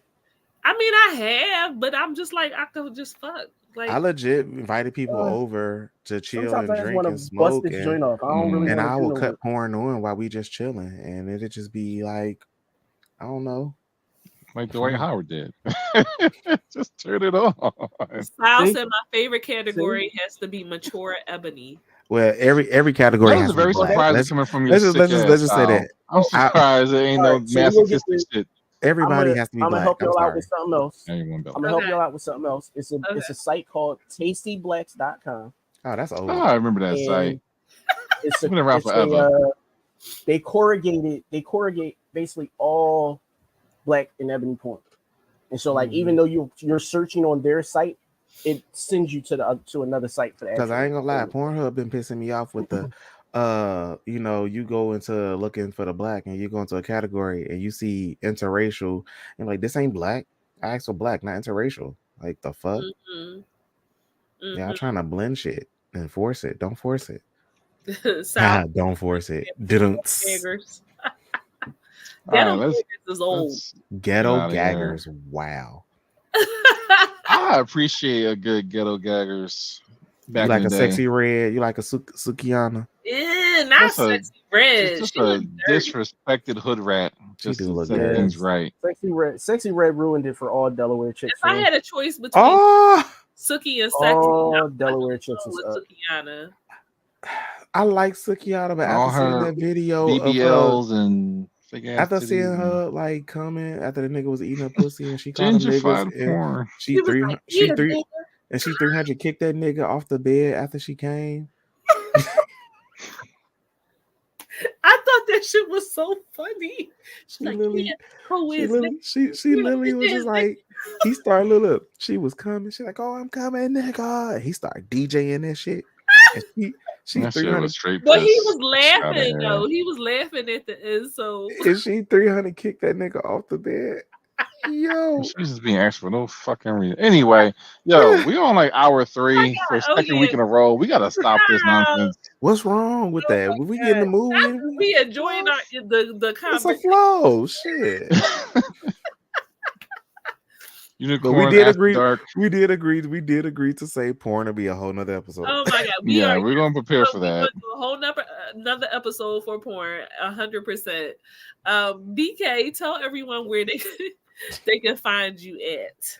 All right, so look, y'all can find me on every platform at BKE for Life. That's TikTok, Twitch, IG. I do have a Facebook page. That's also Twitter, X. And you also can find me on Otaku Norse 2024. My cosplay is black calendar. Tomorrow, December 15th, is the last day to pre-order the calendar. Please use your promo code BKE for Life to get free shipping on all orders from the site. Remember, tomorrow is the last day to pre-order. I have the picture of me in the calendar. It's going to be epic. I can't wait for you guys to see it. Please go and get the calendar. I'm excited. Yeah, I'm excited. I saw that picture. I was like,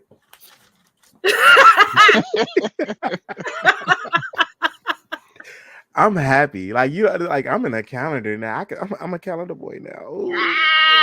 Yes. So look, that's my fourth publication. You got to tell them yesterday's price is not today. It's not today. Actually, that's my fourth publication with a fifth coming. So, I like it. Like, been Cosplay Magazine twice, Crunchyroll website for 28 Days of Black Cosplay earlier this year, and now I'm in the calendar for next year. In the fifth publication, it'll be a bio feature of me on the website. So, published cosplayer here. Thank God. I appreciate the support and love from the Blur community and HNIC and Unicorn Straight No Chaser. Like, y'all are like the biggest Blur dope family that I met attending my first Blur con and just had my back ever since. So love y'all, appreciate y'all. Aww, love you. Like, seriously, it was meant to be, because like we kind of just did this on day one. Yes. And Baz, please tell the people where they can find you at and include the information for your infamous group. So again, Vaccine the Dream on all platforms. The Loose Leaf Pod will be coming to you guys soon, early 2024. The group is the Where the Wild Things Are group. That's the name of it on Facebook. I love it. Good group. We kind of go ham in there a little bit. I had to bring in the reins a little bit because some things was getting out of hand. I let things get a little loose and had to bring the reins in a little bit, update the rules because the algorithms changed. So as the algorithms change, I will be updating the rules as to what you can and cannot post. Letting y'all know that now. I want the group to continuously grow. It took me 4 years to get to 1,000 people, and there's no reason that it should have taken that long. So now that I know the algorithm and how everything works, I'm taking more control over it and making sure that, the group is growing in the right direction. Where the wild things are, y'all. Y'all go ahead and request. It's definitely wild. No. And Light Skin, tell them, plug your party and tell them where they can find you at. Of course, the Carty Experience right there on Instagram. Fucking follow me because I'm great and I am special. So go ahead and do that. Party this Saturday. Hit my DMs if you're in the Philadelphia or tri-state area. And if you want to come through, let's talk about it. It's gonna be a good time. I am at Siren by Night on all platforms, at Siren by Night on Instagram, at Siren by Night on Facebook, at Siren_by Night on TikTok. Make sure that you are following me as well as Head Nurse in Charge at HNIC Network.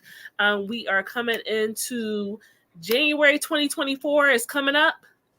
And also went by so fast. Aquarius birthday time, gang, me, Teppy, Janita, we are all, as y'all know her as Nina Renee. All the Aquarius birthdays are coming up, so definitely make sure y'all are following. Don't hate. Hey, Courtney. Make sure you are following us on all platforms. We got a lot of wonderful things coming up in 2024, so you don't want to miss out on any of those things, especially for HNIC Network. Make sure that you come and join us again on Thursday, 7:30 p.m. Eastern Standard Time on all Head Nurse in Charge platforms. If you have missed any of our episodes, or if you want to run it back, you also can find us on Twitch, Facebook, YouTube. I like YouTube for watching replays, so you can red ball it back. As usual, if you have any suggestions, don't be afraid to DM us. Let us know. I do take suggestions. And like I said, this was an inside the box segment, but next week we will return back to our usual mental health and sex psychology. So we will see you next week. I think we are taking off the week of the 28th. That's the week. Take off, right? But we'll run a replay and then be back for January with some shenanigans, some debauchery. New shit. Yeah. So we will be back and let you know how the party went and all the shenanigans and who got pregnant and who had a plan B. Because I'm trying to attend virtually, if that's an option. Yeah, I'll hook you up. Until then, y'all go watch our favorite porn and save it in your search history for when we do our porn episode. I'm definitely getting on Twitter tonight. Love y'all. Let the koi fish. Oh my God. If it's your first time, make sure you come back. And Sal said, everybody get a Bring power a friend. Good night.